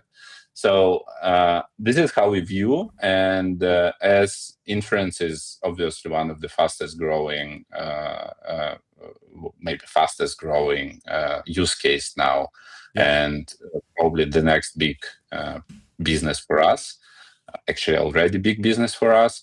We are very focused to deliver to our customers with the best performance across full stack, and then combining this inference engine system and underlying infrastructure that let our customers to scale and and have the best total cost of ownership, best cost structure, less supply constraints. We believe that it's a good offering. It's good for our customers, and they can benefit. Yeah, no doubt. A question around the gigawatt capacity. So contracted capacity now exceeds 3.5 gigawatts, surpassing a 3 gigawatt target. You expect to have 4 gigawatts of contracted capacity by the end of 2026. Are you? I saw something about like you guys are actually like building your own sort of centers now for this kind of stuff. Like, how is it managing this sort of gigawatt? I mean, globally, people are talking about like a future of constraint, right? With as we're seeing like compute demand just skyrocket. The expectations of like a 30 gigawatt shortfall by 2030, I think, if I remember correctly, when we spoke to normal computing or something. Maybe, Something like that. But how are you guys managing these conversations? It's obviously something that's necessary. You're clearly handling it quite well, but is it just so like a worry for your customers? Is that kind of? It was like a land grab. It seems like it's going well. You mean like how do we manage the supply, or how we manage the expectations of our customers? I guess like the supply, the supply, the constraint from like this gigawatt like conversations in terms of like is there enough to power this? Oh, it's enormous work you can imagine to bring gigawatts compute online. It's enormous work, and people often ask like, what is the main bottleneck? Is it energy? Is it chips? And I think the reality, and again, I'm lucky that I can speak a little bit from the side and just observing the work of other great folks in the company. But from a side, it looks, there is no one single bottleneck that is unsolvable. It's just, think about it as a very complex operational and supply chain work. You remember, like in a COVID, everybody realized how complex are the supply chains in the world. When you to create whatever vehicle or airplane, you need tens of thousands or hundreds of thousands different parts, and so this is kind of the same. So it's just a very complex operational task to bring everything together and then multiply it to compress time, because the main race is how fast you can do it. It's not only can you contract this gigawatt, but when this gigawatt will come online, when the first 100 megawatt will come online, how much you can parallelize things, and I think that again, it's less of one bottleneck that you need to solve. It's more how efficient your team can orchestrate all the supply chain and operational burden to bring it online in a very limited time. No, it makes a lot of sense. Do you have any, we were chatting earlier about like headlines being made in terms of the conversations that maybe space is becoming a market where we can start to think about data centers in space, maybe taking energy from there. Is this something that you guys have like thought about at all, or I think that we are now a little bit more focused on the, let's say, short midterm challenges. And I think that there are a lot of gigawatts here that we will build on Earth.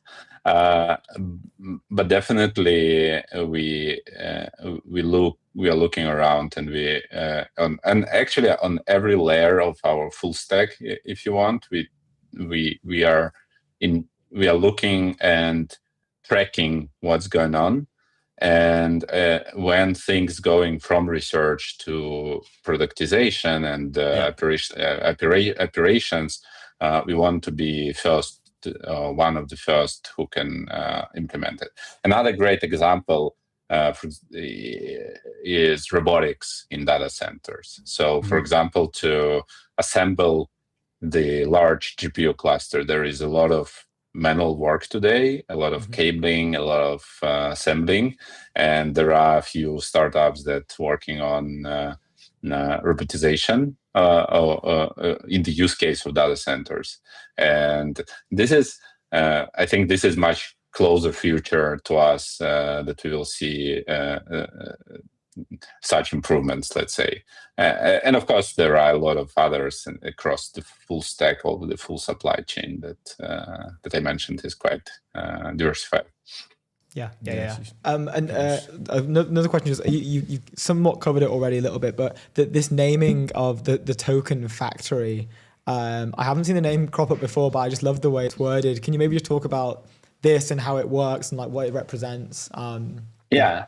As I said, it's if you build the product, you need token. Like in the 2026, every product that you build is enabled with these tokens, so-called tokens, so intelligence, and you can get tokens from frontier models, from Anthropic, from OpenAI, from Gemini, or you can get topics from alternative models, would it be open source or alternative model builders, and we see a lot of new labs that growing, and a lot of different modalities, not only LLMs but also video, world models, audio, and what's not.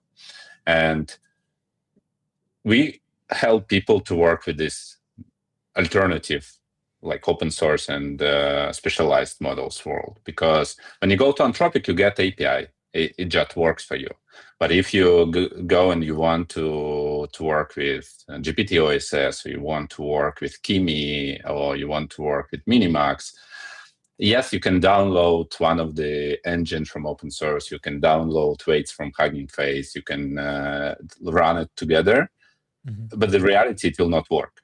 Or at least it will not work on scale, or it will not work at scale with the economics that you expect, or it will not work on scale with economics and reliability that you expect. So it's a quite complex engineering task to run the large workload and extract every percent of economics from this inference. And that's why the products like Token Factory has the right to exist, and that's why most of the companies that are growing in their product adoption, and you can think about, we talked about a few examples from start world of AI native world and enterprises like Revolut. They apply AI in all the processes that they have in the company now. And every application requires those tokens, and every applications come with the specific requirements. Here I want to optimize for latency. Here I want to optimize for the cost. Here I want to optimize for the quality and like train and deploy my own model that fine-tuned on my data. So, and we are enabler for that. So Token Factory is the platform where they can experiment, where they can run in production and scale, and we take care them to have a reliability, which is any infrastructure providing, but also the best performance and economics. Because to extract every second, every millisecond, and every percent of economics, this is actually a lot of work, and that's why I mentioned like the teams like Kagan, the teams like Clarify, they are focusing on building the most efficient inference systems, and this is our focus, and that's why customers come to us.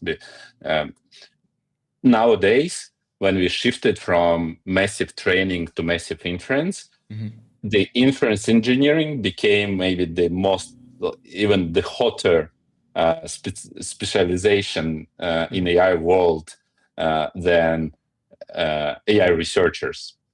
I don't want to compare, but this is something that today has none less value, because today, when we have these capable models, now we need to run them in production. And now we need to extract the economics value. And this is the inference engineering work. Yeah. That's really cool. I guess like final question, and we can let you go. Just what can we expect from you guys over the next few months? Like what are you really excited about? Anything you can share for listeners? We in general, we think about what we do in 3 dimensions, and Arkady, even our CEO, spoke about that on the earnings call and in different places. So it's scaling. So you probably may expect us to continue growing the megawatts and gigawatts in different places in the world. Then the second dimension is customers. So we work with AI native people. We work with ISVs and digital natives, and now we focusing to extend this addressable market for us and go to enterprises because we see that adoption is coming there. And then the third dimension is product. And so we spoke about layers of what we provide: bare metal, cloud, token factory, inference. Mm-hmm. And we also started working on agentic layer because the next way the next path how people will probably consume AI infrastructure and compute at scale will be even not tokens but agentic runs. Yeah. When you don't want to think in terms of like tokens and like what model to choose, and you just want task to be done. And we started doing it in Nebius. We had another acquisition a few months ago in February, Agentic Search, Tavidi, and we believe that our next layer of product will be in agentic. And so, answering your question, we're pretty much excited to explore with the industry how this next layer of the infrastructure should look like for agentic workloads. Yeah. Wow, fascinating. Roman, thank you so much for joining us. Congrats to you and the team as well. We'd love to for Q2. Give us a call. We'd love to have you back on. Yeah, thank you for the invitation. Cheers. Thank you, sir. See you soon. Have a good one. That's Nebius. Nebius. Leave updated business banking behind with Airwallex, the all-in-one financial platform built for the pace of modern business, multi-currency accounts, corporate cards, expense management, online payments, all-in-one platform. Go to airwallex.com. Fascinating interview. That was Nebius. Just a refresh on the stats. ARR growing 674% year over year. 4-year guidance updated to ARR of 7 to 9 billion. Revenue 3 to 3.4 billion. Cloud business 841% year over year revenue. Insane contracted capacity on gigawatts 3.5, surpassing 3 gigawatt target, expected to 4 gigawatts by the end of 2026. What a runner, what an absolute home run. Great to chat with Roman and the team on such a special day. Indeed. Next on the show, we have Justin Jin. He's the co-founder and CEO at Giggles. They recently did a round with friends of the stream, actually 1KX Network. We had Peter come on, one of their partners, and I think they just done the deal with Giggles, and now we've got Justin, the founder of Giggles, on now. So it's gonna be good. That is in 15 minutes. Let's go back to the GC video. Oh yeah, we didn't properly.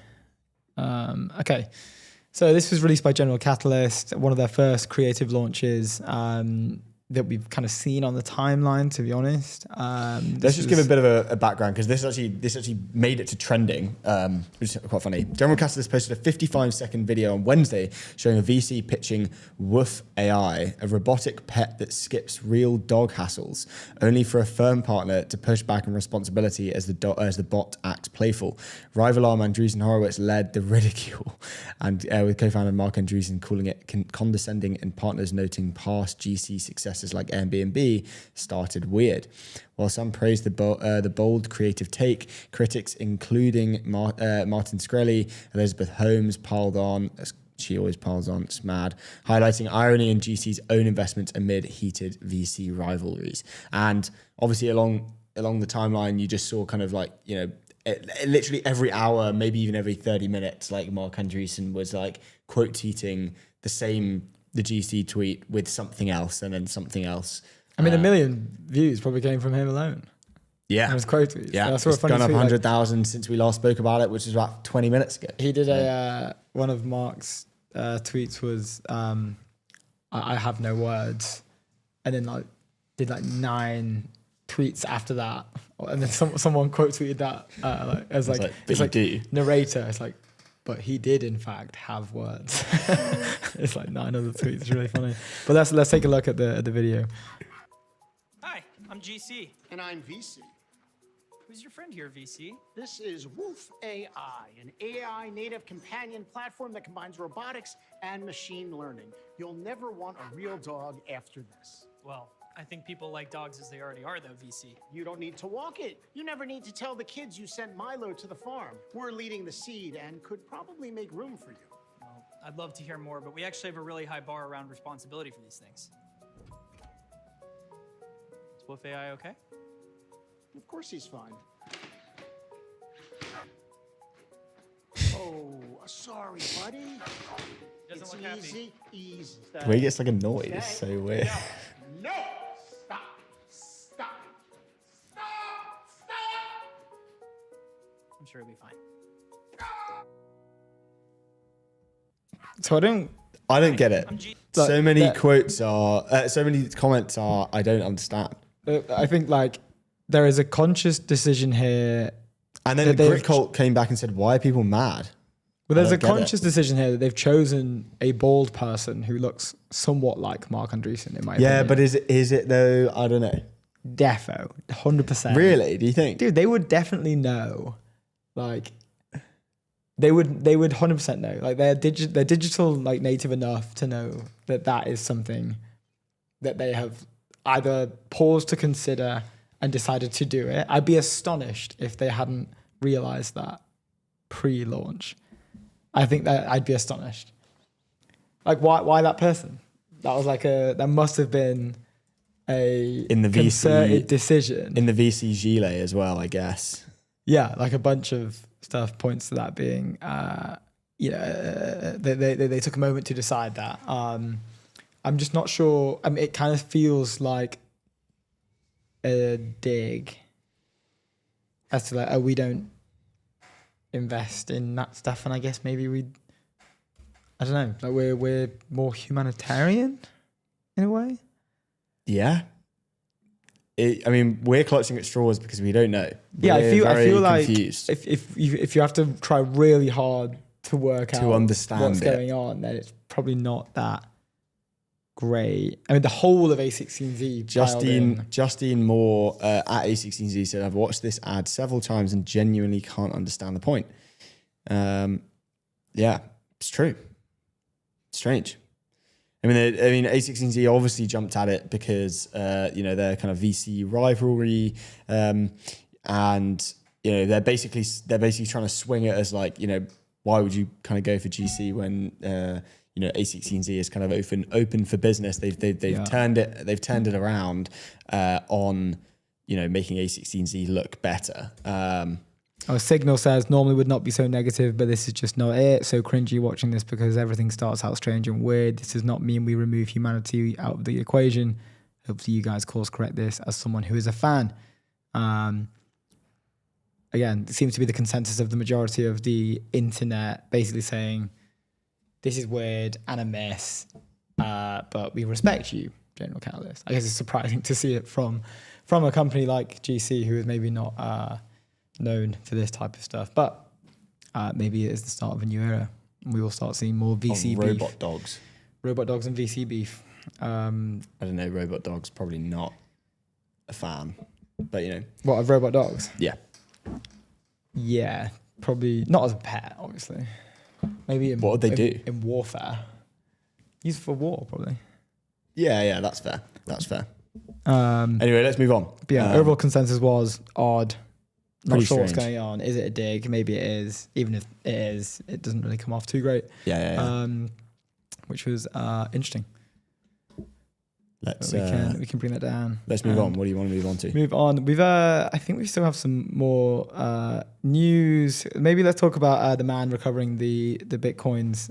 This made headlines yesterday with the help of Claude. So for anyone who wasn't familiar, it ended up 13.7 million views. So it went insanely viral. In the first hour, this was at over 1 million, which is similar like virality trajectories to the like Jack Dorsey with the block layoffs, or even Brian Armstrong with the recent Coinbase layoffs. But this guy, so at CPRKM, basically he had a tweet in August 8th, 2023, which we can bring up. It says, "My wallet with my locked BTC from 9 years ago, lol." And you can see there that there's 5 coins at the time of that tweet. Just 400,408 USD. Your 400K. It's 400K. Oh, sorry. I thought, yeah. And it's locked and you can't get it back. And then it basically, that's from 2023. So this guy's gone back to find this, but he tweets out like, holy, few words. Oh my God, Claude just cracked this. Thank you, Anthropic. Thank you, Dario Amode, naming my kid after you. And then he sort of brings up like what actually went down, but and he's now taken all of the Bitcoin out. So it says he's basically used this to like scan old like encrypted stuff to basically find out what is his password. He's locked out of his wallet. He can't find his seed phrase. He has no idea what he set his password to.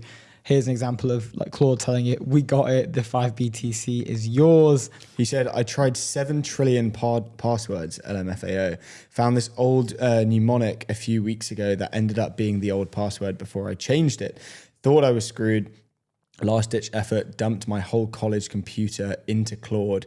I found an old wallet file that the mnemonic successfully decrypted. Locked out 11 plus years because I got stoned and changed the password. Spent $250 on each, lol." And then shout out Anthropic, ended up being the most obvious opening ever, lol. But I wouldn't have been too dumb to figure it out. Best part is the password was, and then the password is so good. Oh, great. That's so great. That's awesome. Congrats to him. You're not going to read out the password? No. Lol 420. F the police. What legend. Yeah, he said, there, but it's funny how you mentioned he just got stoned in uni and basically just forgot it and it had five Bitcoins in. This is a huge marketing opportunity for Anthropic or Claude or the Claude like creator team to jump on this and do 100%. something with this guy. Because you can imagine how many people who will be in the similar situations, right? There was that famous story. Very different, but similar to the dog and cancer story, right? Where it's like, I've used an LLM to like decode certain things. Obviously, very different, but like, it's pretty similar in terms of I have gone on my own, off my own back, used an LLM that everyone else can use anyway to go and just decode. Yes, two incredibly valuable things. Yes, I think there are a lot of people who are still locked out of their wallets. Oh, as well. I'm sure there are. Yeah, there's I'm sure that there famous are example, tens of thousands. That famous example of the guy. I think he's from the UK and he's got hundreds of millions in a wallet right now. Yeah. And who's the guy that's lost his like USB or something? This is him. And he's got it in. He's somewhere in like a rubbish tip. Yeah, sure. He thinks, and he's hiring excavators. He's renting out JCBs. He's spending like a lot of the money that he's saved up. Didn't he raise money to do that? I think he might have crowdfunded from people promising them like a certain percentage of the returns if it was to be found. Sure. So you take someone like him, for example, and he'd be all over this. Yeah, but how are you going to use an LLM to? I don't know, but it's all similar people to that in terms of like there is a password somewhere on a file I have. I just have no idea like where. Like they could probably maybe discover something similar to this guy where it's like the password was just sat in an old file that he had no idea that existed. Like when I think about my seed phrase on my like Binance account, for example, or my MetaMask account, like I have written it down somewhere on my laptop in a file. I just have no idea what it is. Yeah, fine. And I have like thousands of files on here. Like I can probably find it using this now, which I think there'll be a lot of other people in a similar situation, which might financially benefit from this. I think like they should literally, do a video with this guy or something. They should find like 3 or 5 people who can't find their passwords. Yeah, and invite them in. And then invite them in, use this guy and be like, hey, let's do a video where you almost like teach these people how to find whatever. I think that's a great idea. I think they should definitely jump on this. Also, that'd just be quite funny and would definitely go pretty viral. Yeah, we'd love to have this guy on. But that is at CPRKM, who is now, he's got the BTC back, which you'd love to see. Indeed, he does. He's no longer out of pocket, which is lovely stuff. We've got a bunch more news to get into as well. Oh, should we do this Hubert Tealblow tweet? Because this is really good. Yeah, sorry, this is what we were discussing earlier. Most valuable company versus the hot theme of the year. So this was super interesting. This came out yesterday. He said, just a reminder, investors have no clue which ideas will actually work. Some of the best companies in the world were passed by hundreds of investors originally because investors couldn't see the future. Look at what the hype was every year versus the company that actually won big. In 2020, let's go down to 2013. Wearables was the kind of hot theme of the year, but the actual most valuable company started was Canva. 2014, sharing economy. What were like some of the like sharing like some of those like Fat Llama was like a really really? Yeah, it kind of it wasn't sharing, I guess. It was more of a kind of it created its own like mini economy type thing. And yeah, that was a very, very big business. Anyway, the most valuable company started was Notion. 2015, autonomous vehicles. Most valuable company, OpenAI. 2016, D2C brands. Actually was Scale. I mean, it just goes on, right? Like, yeah. And they're obvious now, but... Yeah, it's funny. Like, it's always like, whatever. What was the future of work in 2020? I don't know. What was that hype? I don't know. In 2020, the future of work. What future of work hype company were there? Like, no. No, they came later. I can't remember. I'm going to search out. I don't know what it's like specifically referring to, but it's like, Wiz comes out as the hottest thing at the most valuable company started at that time, right? It's nice to see Perplexity back on there as well. You'd love to see that. Yeah. But this comes back to what we were discussing with Paddy, right? Like about there must be some angle for literally rejecting whatever consensus thinking is in any given period. I think it's different now because we're actually seeing revenues being made alongside this, right? Like people, like companies are actually making money. Where we look at the metaverse companies or like a bunch of the Web3 stuff, like that was kind of riddled with unstable kind of no main like revenues there. It was very like flash in the pan. It was very quick. Yeah. The metaverse one was just an absolutely nuts one. I remember like Sandbox was the big thing where you were buying land in the metaverse, and Snoop Dogg announced that he was buying this plot, and if you got a plot next to Snoop Dogg's neighbor, then like instantly the when I say plot, I mean like Minecraft squares, quadrants basically that you could jazz it up, and customize it yourself. But yeah, the quadrants around like Snoop Dogg's plot of land would go up after Snoop Dogg box. Everybody wanted to be Snoop Dogg's neighbor in the metaverse, which is like so crazy. I always thought a little bit that the metaverse thing was stretched in a way where, don't get me wrong, I think we'll probably get there at some point where you can. I think we're kind of there now. Do you think they'll become important, those squares that people will buy? No. I think the Sandbox is shut down as a company, so that's all like completely game over, dead. Yeah. There's nothing going on there. But I do think the metaverse argument that there could be something in the future where we do spend time in the metaverse. I'm still, I'm not like, that will never happen. But there are elements of like hints to it. Yeah, I think it fully will. I think maybe we were just a few years ahead, given I think the Web3 era and the NFT stuff, and then connected to that was like, okay, now we can contract digital land using an NFT as like the deed to the house, which maybe like spurred on the fact like, okay, well now this is going to be massive, because if I extrapolate out and think that if this trend continues, then we would have like an actual area of people. Maybe not. I think maybe we're a bit too early. And I also do think maybe a little bit that Meta kind of poured so much money into it and still couldn't get it going that people were like, look, that channel has been tried by some very talented individuals with a lot of money, and it hasn't worked. So maybe we're just better off, going and putting our money somewhere else. Like maybe let's just put our money in Anthropic AAA at SPVs instead.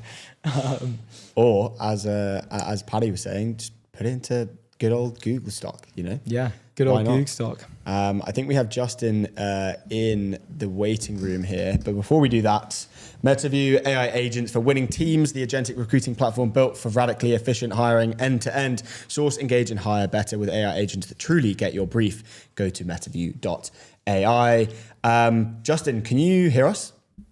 Hey you guys, what's up? How's it going, sir? Dude? Welcome to the show. Thank you for having me. Yeah, I have not slept in a minute. I think we just messaged you like 3 hours ago or something. Yeah. You're what's the time there at the moment? It's 5 a.m. I'm in SF. It's kind of dark outside. No way. But you haven't slept today. You haven't slept so far. I'll take a nap right after. Well, look, we appreciate you waking up early for us. Well, no, just staying up. Well, yeah, appreciate you just plowing through the night. Let's get into it then. Let's not waste any time. Maybe for the show and the viewers at home, do you want to introduce yourself and what Giggles is specifically? Yeah. We've already mentioned a couple of stuff that you guys have launched already, and also talk to us about the launch. Let's go about the launch yesterday. Yeah, earlier today we kind of put like a launch video on X. We haven't really fully launched. We plan to really do it next week. I would say like most of our audience is from Instagram, and that's what we're mostly focused on, but it was kind of a teaser. But Giggles is basically a social network that's tradable. That's the one-liner. I've kind of been a creator, advertiser my entire life. I'm 19.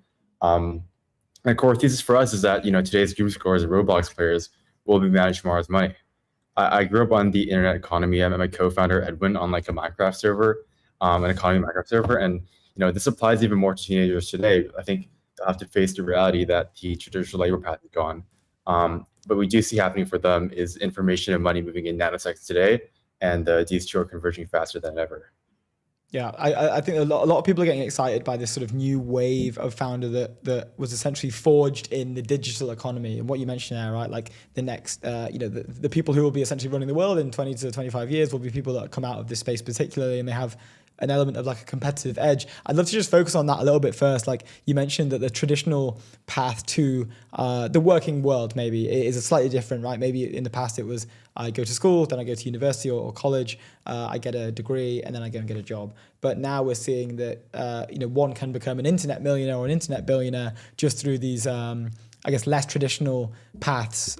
Would love to hear about your journey through that a little bit and your thesis on that. On this like shift in paths.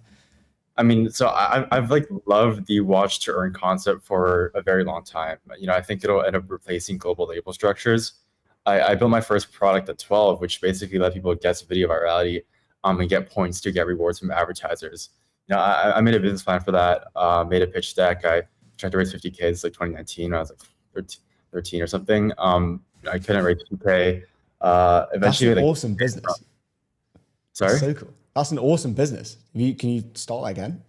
That's kind of what we're doing now, right? I think this will be the future of sort of how money is distributed. But I couldn't raise money, so I had to make 50K from Minecraft videos that year. And just kind of went through that process. I was a Minecraft YouTuber. I basically brought memes to Minecraft. That was where I made my first 6 figures. My previous company, Me Baby, we were basically controlling the brain rot on YouTube. We were doing billions of views every month. Most of our viewer base is sort of younger people and quite international as well. So sort of in the near term, our focus is really to make Giggles a social platform that is just more efficient for the long tail content creators. I think thanks to AI, you'll see everybody be a creator, right? And that'll be younger and younger. And today they just make their money, right, through the RPM models of these incumbent platforms. I think I sort of view the creator economy or global ad market, which is netting $1 trillion a year, as a very inefficient OTC market in a way, right? You kind of spam DM a bunch of creators and just buying attention, right? But they would be quoting stupid prices. Everyone wastes time, and you have a bunch of agencies built around this. I think you see clipping now growing really quickly, WAP obviously, and they're sort of removing the agency model. It's great, right? But I think it's kind of a job board. I think they're kind of short-term solutions, and we want to build a much better solution. So maybe on the product then, break down, like I'm a user of the app. Like, what does my UX look like? What does my experience, my journey through the app look like? Would love to get a breakdown. Yeah, so when you're onboarding, it feels exactly like a normal social media app. We've really tried to make sure that was, and you have like your own portfolio, right? And this is like stablecoin backed. I think having stablecoins kind of opens you up to access to a lot of new assets. Meme coins being one of them. I don't think meme coins are the answer for sort of monetizing attention, but I think like it's the closest thing that we have right now in terms of regulatory and sort of like, the easy ways you go from like $1 to $1,000, right? And you can just watch content on Giggles, see kind of what's going on in the world, and if you think something will go bigger, you can trade it. So in that respect, so I see a piece of content. I think that, hey, even today when we were looking, we just mentioned then the viral tweet of this guy who just found 5 Bitcoin in his wallet and used Claude to unlock it. It's on 24 million views right now. I saw that yesterday after it had been posted after an hour, and it was already at 1 million, but it was running, right? Are you saying that in that regard, I would be able to essentially buy into this post or the creator of said post and then benefit from the upside of the virality financially? If you found it a day late, I think you'll end up sort of losing money. I'd seen it an hour after he posted it, and then now it's like 24 million. Is that in effect how it works? Yeah, I mean, we have to really like grow the network, right? I think there's a bunch of startups that have been popping up around like attention markets. I think Noise has sort of like a very efficient order book that they're working on. But we really want to be the platform for like brand new trends to start, right? And that's why we're really focusing on teenagers. I think they're the most creative people in the world. Like Tung Tung Tung Sahur, right? This is like Mickey Mouse level IP. Like this is $1 billion IP. Yeah. And it's just some kids in France who are like running a Discord server, and they kind of have like this company around it. It's kind of weird. But yeah, like I think the best way for them to monetize in the future will be sort of through markets, right? I think like they're making like not much money. I wanted to ask about these. So when you post the launch, you said the plan is to kill YouTube, TikTok, and Google. What do you see about Google's kind of ads business? What's the plan there to like how would you kill Google? Yeah, I mean, like Google's not quite where we're going after right now.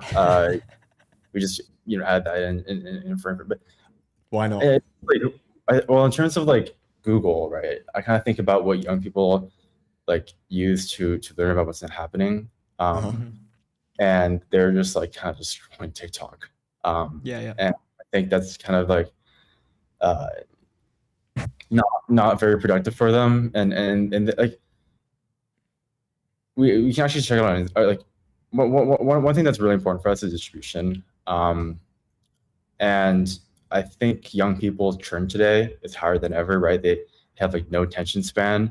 And so part of what we want to do is, be a part of people's lives, even if they aren't on the app. They can check us. You can check us on Instagram. Our account reached like 10 million people this past month as just like a community platform. And this has kind of resulted in us getting, like over the past few days, we're getting like 800 daily downloads, and that was like without the product being available. And I think markets are sort of the most efficient way for information to spread. I think this is going to take some time for us to figure out exactly how to build it. But I basically want Giggles to be a place where, if I'm a young person, I go on the app to figure out what's going on, and I guess like that's where kind of replacing Google comes in. Yeah. I hear that. I remember when we spoke. I can't remember who it was we spoke to, but the reason I think this is really interesting is because, in a really small way, I saw elements of this back, like trying to trade meme coins. I can't remember the exchange. I think it was like Photon, maybe. It's like a purple website with like a ghost as their icon, or maybe Proton. I can't remember. But you can set the timer to minted in the last 30 seconds, and it would just be this constant stream of new coins coming up. And in a really weird way, there's a financial incentive for the person who is looking at this sort of like, there's a financial incentive for someone to mint a coin the fastest once they see news. So when we launched like our old AI startup, I saw that our startup had a coin and was minted on this, on the decentralized exchange. And whenever there was any news happening, a coin would come out related to that news. So, and there was a tweet around that saying, like, is it crazy that I now get my news from the newly minted section of this meme coin, decentralized exchange? Because it was in a weird way, like an accurate representation of what was the breaking news at the time, because people wanted to they financially benefit from that news by having a coin out first. So there's like an incentive to be there and make it quick. So, it seems like there are similarities there in a way, in the sense of like connected to your thesis and what you're looking to create, I think, attached to it in a way. Yeah, I mean, meme coins, I think, the thing is they don't really own the end user, right?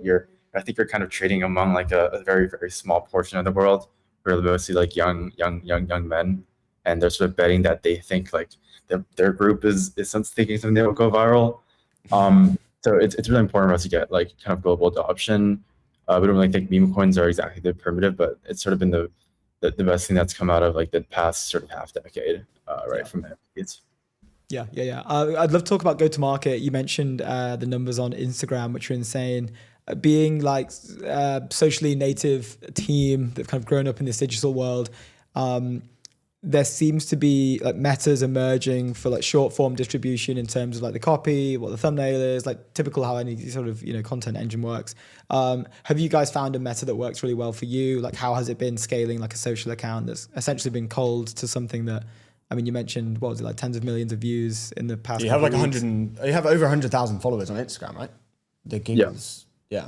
And it's mostly news-ish. Yeah, we have over the past month we've been like posting culture news. People have really liked that. Like we've like recently got our first like 100,000 like posts, which is pretty cool. We'll just continue to let that happen. But I guess like in terms of like app conversions, like we've kind of like partnered up with like IRL creators, like skit creators, and they would like incorporate the Giggles app into their skit and be like bros on Giggles app. Like it's kind of like a cultural trend. And this has been like close to last year when we were like sort of marketing. We haven't really been doing much marketing yet because like I think the product matters. I think marketing is a bit of a tax that you pay on an imperfect product. But we've like we have a lot of like pretty deep connection with creators. One of the guys on our team, like he kind of managed PewDiePie during the PewDiePie D series, and he has a meme page with like over 1 million followers. I think meme pages are sort of like a way we go to market, right? Like in terms of just like cost, like user cost acquisition. But also like meme creators also just don't really make money from Instagram, right? Like I've managed my own meme pages. You make very little. You have to like get brands to contact you, and it's very, very inefficient. And I would say YouTube is like the best platform where you can kind of make money, but YouTube is actually kind of, especially YouTube Shorts, it's like kind of dominated by people who really, really understand the algorithm and like own like kind of like me, but like they own a bunch of channels that like are just like psyoping like young kids. Like they just have like a very, very, very like narrowed down formula for it. But yeah. Yeah, it seems like it's starting to become like a specific like recipe that if you get right, it just works continuously. I want to talk about the founding story of this because it was kind of started as a joke type thing, and it kind of just came up, and there was a ton of demand. You were like, oh, it's bonkers. Can you run us through the founding story? But also the seed round as well, because I love the consecutive numbers. It's funny. Yeah, I mean, as I mentioned before, like I've sort of loved the idea. Like I love the idea of like watch to earn, sort of play to earn, right? Yeah. I built the first version sort of website of Giggles at like 12, and over that time I've kind of like just been a YouTuber, managed a bunch of YouTube channels, Instagram pages, TikTok pages. I also like did music, like kind of went viral there. And then I did advertising for a lot of like pretty big companies, especially like sort of in like consumer finance.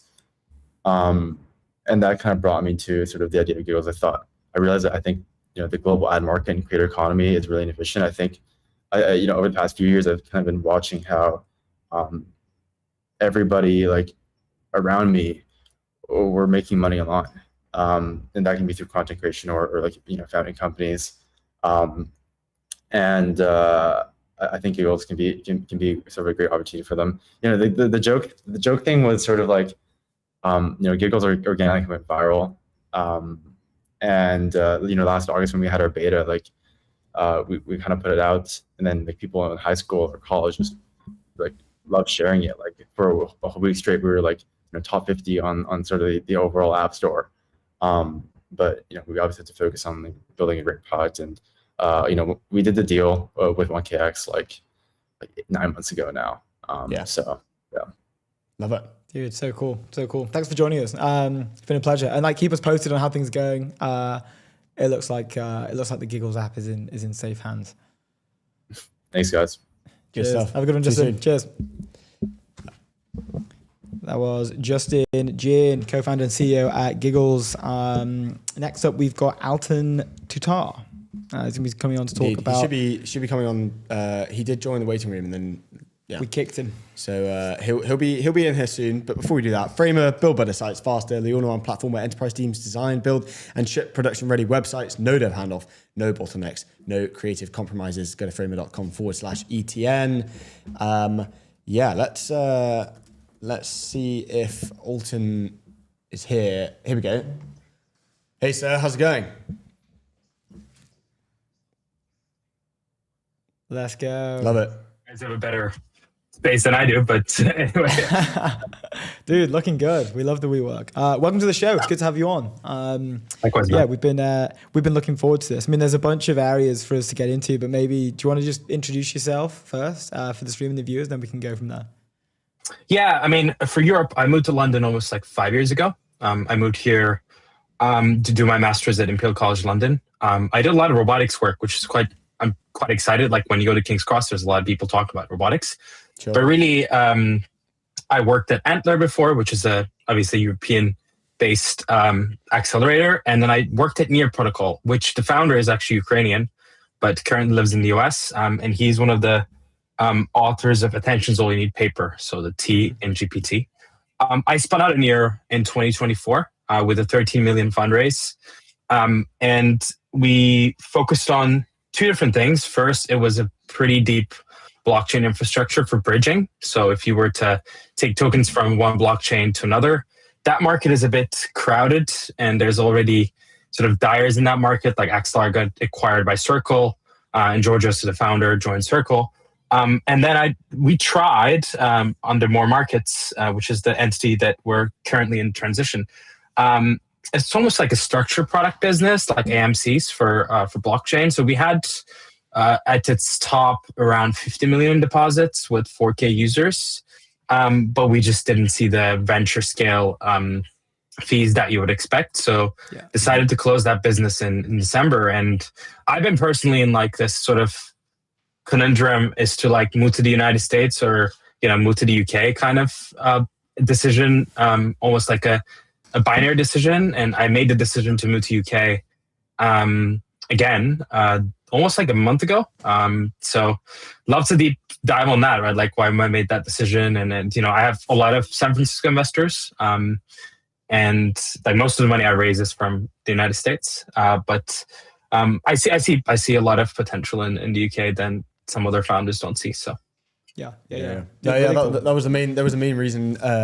You're very vocal about London specifically and about what's going on here. I guess from your side, we know everyone knows that we're very bullish on London and what's going on here. But give us a temp check on what you're seeing, from your perspective first. Yeah, I mean, if you're starting a company, one of the most important thing that you should actually account for is hiring. Like, who do you hire?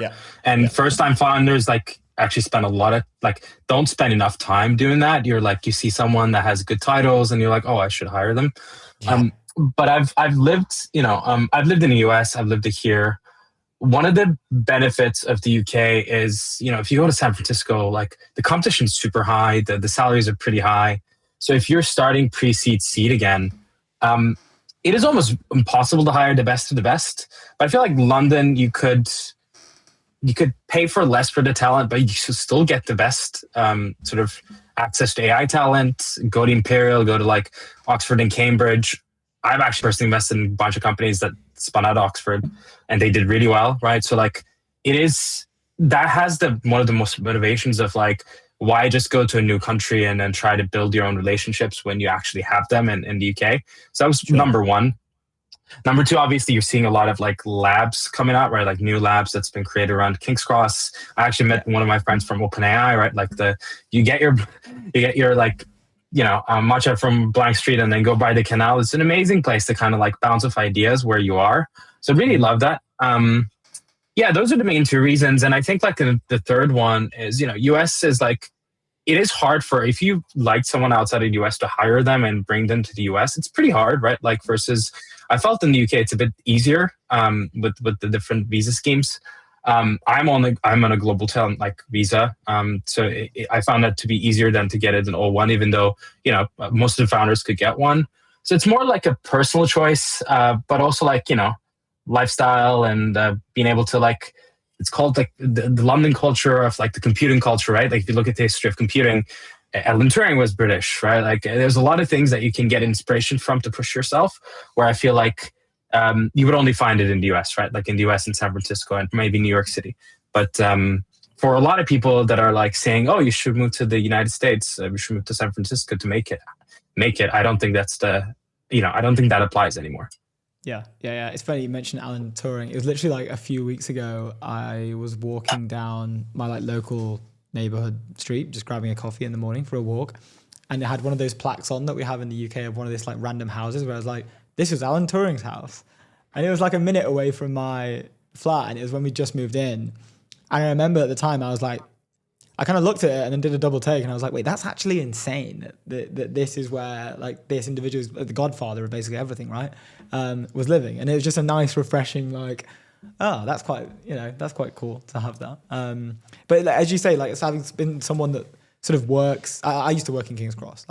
We were at Convergence. We were doing browser-based agents. We were right across the road from DeepMind. And there is, especially at lunchtime, sat in that open courtyard area. Like we go there now after we finish filming here, and we work from there. But there's a genuine sense of, I don't know, it doesn't feel like other areas of one, London, or two, like anywhere else. I don't think like there's a sense of like community. You've got Google, you've got DeepMind, you've got Meta. You've got a bunch of other, which I'm not even sure we should mention on the show, like a bunch of other stealth companies that we've met and we've had conversations with that are working out of there. And it seems to be like they've already harnessed this kind of network effect. Like the narrative, even earlier on, has done most of the work to bring more people there, and now it's kind of sealed. Even Bezos was saying the other day that Prometheus is looking at possibly setting up an office there as well, Yeah. If they're setting up an office, they're going to King's Cross. That's the... Yeah, they said like in King's Cross. Yeah. Like they're not just saying, "Oh, we're going to London." Like we're going to King's Cross. That's where we should be. It's the second biggest talent pool of AI researchers outside of probably San Francisco, right? Like, I mean, we will still raise money from San Francisco. Don't get me wrong; the bigger rounds will be done by the SF funds. I mean, somebody was arguing with me that like, oh, you should, London gets less capital than San Francisco. Obviously, that's going to be always the case. But I think there's just this alternative that people don't think about that I think people should think about. So I'm a bit more vocal on that. I've actually had this conversation with one of my investors who was an ex-YC partner, and he basically asked me this question of like, what do you like out of life apart from work, right? So like for me, like that was the main kind of decision to move to London, because I mean I love the city. Every time I walk around Zone 1, I get inspired. But at the same time, there's also tech talent that you can tap into in King's Cross. So you can get both, right? Like you can go to a party 3 years ago. I went to a party at night and I met a lot of DeepMind folks, right? Like I don't think that's going to happen in San Francisco, right? Like it only happens in London. So that kind of that's a different kind of vibe. But I think there's still a lot of billion-dollar businesses to be built and to be served outside of the UK, starting from the UK. Mm-hmm. Yeah. It's funny that even the cash flow, or like just like the amount of capital flowing into the space thing, I think overall that's a pretty fair statement. In like, if you want to raise like a mega round, it has to be one from US money, and two, you kind of have to be in the US. But like I know we've seen recently like Ineffable and Recursive as well. Yeah, I feel like if you want to raise a mega round, like probably not. But I genuinely think like just standard like pre-seed sizes, and I say standard, like what is standard today? Maybe between like 5 and 11 million for like pre-seed seems to be a roughly like the range of where companies are landing. But I don't think there's any, like probably all the way up to like C, maybe pushing it with C. But you kind of pre-seed to B. Like I think you can probably one build an amazing company, and two, like look, 11 Labs again, it's an outlier, but we're starting to get multiple examples of sort of UK-based large rounds and sizes. And I mean, Ineffable was on another planet. I think there was a bill seed at like what 4 or 5 bill post, something like 5. that. I can't remember. I think it was 5, which is crazy, right? Yeah, most of these companies will be outliers, right? Like, I mean, any size of that, regardless of the US, like that, when you get to that size. But I think there's a lot of venture capital just happens into 1 to 5 million rounds, right? Like, and that's where a lot of people start, right? Like all these founders, they're sometimes repeat founders, or they were like, they were on the AlphaFold paper on DeepMind. Obviously, they're going to raise like that much money, regardless of where they are. And I just think Intelligence like basically helped found. AlphaFold. They created it. So they essentially they'll essentially raise that. I think the point is like I think you don't lose much being in London, and I think like at the end of the day you can just take a 10-hour flight and spend 1 month and really see San Francisco is for you or not. But a lot of people living in Europe and are used to Europe, they're just not going to love San Francisco. They're not going to love the prices. They're not going to love the homeless people. I mean, there are some homeless people in London, but compared to the United States, like you cannot even compare. So just the living standards are just better, and and you can still get the talent to 5 to 10 people, very smart people pushing the boundary of anything, right? So, Let's talk about robotics super quickly. We were talking about the figure demonstration that happened yesterday. I'm not sure if you saw it, but it was like an 8-hour live stream. There was debate around whether there was a moment where people thought it might have been teleoperated when it kind of adjusted its. Well, it wasn't adjusting anything, but the teleoperator may have been adjusting the headset. What do you think about the video? What do you think about, I guess, like figure? Where are we at in terms of fully autonomous? I mean, it is doing pretty well. Would love to hear your thoughts. Yeah. I mean, figure, so Brett is an amazing salesman, and I think he's an amazing founder, right? Like when you listen to him, there's something interesting about him that if you spend a lot of time in robotic circles, like I've worked with a lot of robotics researchers, they're very like nerdy. It reminds me of like early crypto folks that are very like, oh, if this works out, this is going to change the world. So he's definitely shining as a founder that, is like human and can talk like normally, and like very, very impressive guy.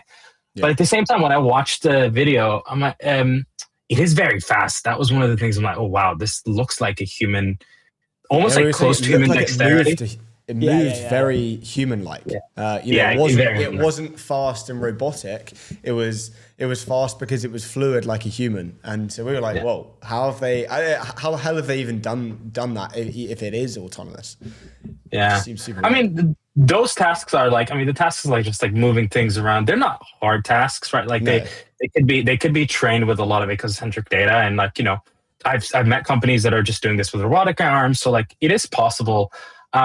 I still think that even though the demos are great and all that stuff is great, I think we're still far away from like humanoids being actually used everywhere else, right? Yeah, like sure. They'll be using some BMVW facilities and stuff like that. So I think we're far away, but I think it's still impressive, and in a sense that like there's a lot of teleops companies that do this, right? Like you go to them and say, hey, come in and operate my robot, and they're charging like $10 an hour. Yeah, so if you're in the US, like you're better off. I mean, eventually, you can look at the math, but like you might just hire them for a while and get data, right? So that like seems to be the medium where it's quite interesting, and but overall pretty impressive, right? Like just before we go, like I think a lot of this humanoid stuff is going to be very nationalized, right? You've seen this with China and the United States, and UK has its own humanoids too. So we'll see that. I mean, humanoid, literally the name. But that's going to be quite interesting going forward. Yeah. I would love to, I have another question I'd love to get going. I guess like the nationalization thing for the humanoids. What's your thesis and what's your your take on where that goes? I guess in the future.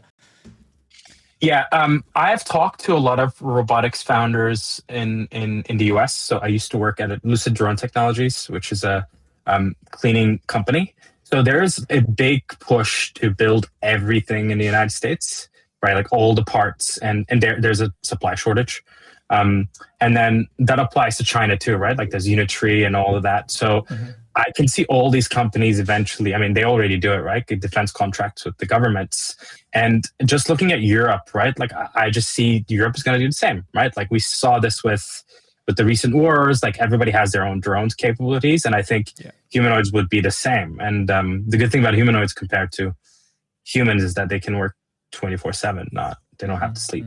So I see that future of like being a lot of money spent after the drone boom to other industries in robotics, right? So, and UK will have its own, I mean, you might have to buy from the US at the beginning, just like, what they do, but eventually they will all want to have everything controlled by themselves. And it's not an easy challenge. It's more of a supply chain challenge rather than a, production or technology capability challenge, which there's probably a lot of opportunity for founders.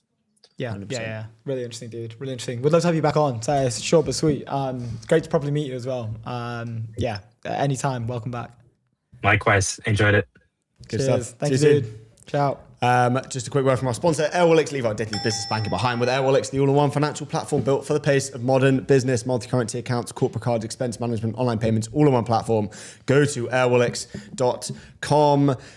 We have the boys in the studio, Philip and Didrik, co-founders of Trudy.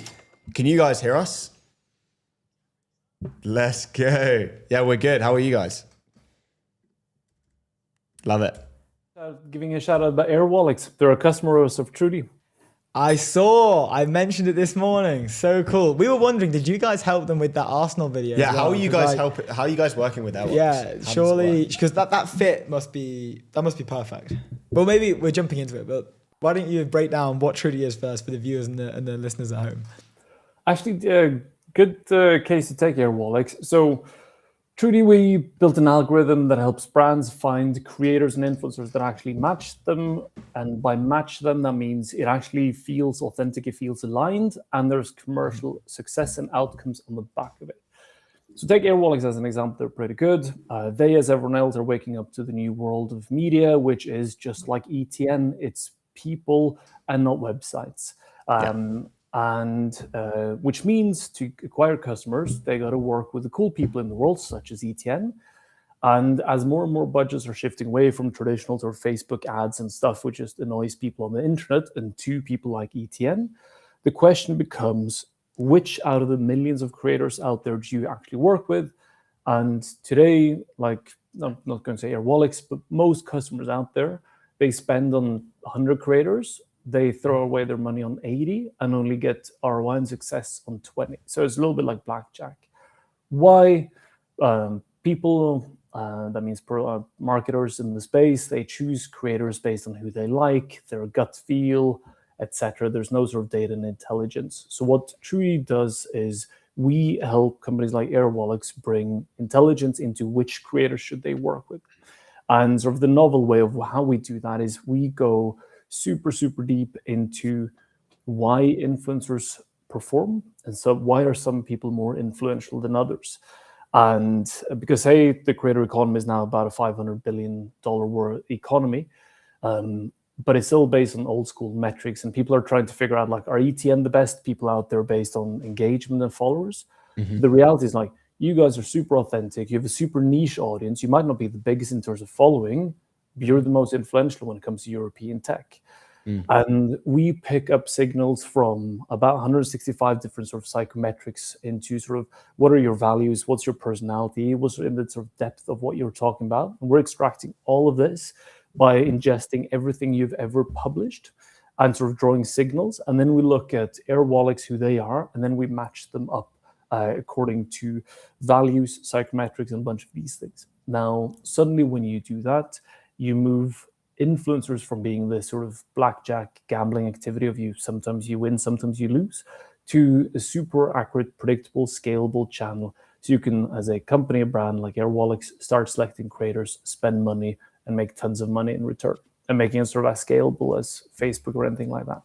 So that's always the stop tour. That's how we help Airwallex, and what we are bringing to the world of creator economy, just a little bit of intelligence and science.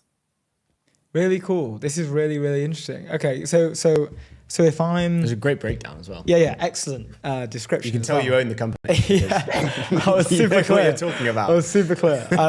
So what do you think's happening with this shift then? You mentioned things like authenticity. We were saying earlier, like, if we look back, in my mind, we have pioneers of this kind of like creator and brand collaboration is like things like Nike doing like the original like Ronaldinho volleying the ball against the crossbar. Like I think a load of people know that. It was one of the OG ones. I think he's wearing like gold boots or gold football. But we're seeing the intersection of brands and creators intersect to a level that I don't think we've ever seen before. What do you think's shifting, I guess, in macro environments that's causing this? Like, why do we think that brands and creators are intersecting so sort of closely together, and why do you think it's happening now?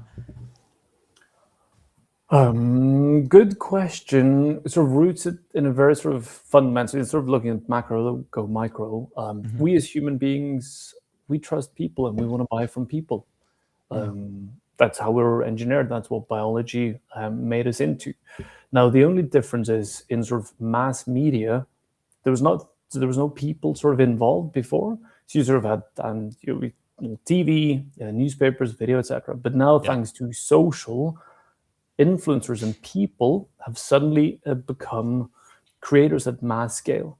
So the traditional way was sort of the Ronaldinho one is an interesting example. So that's actually Nike going and buying the trust in the face of Ronaldinho, but then plastering it across traditional media.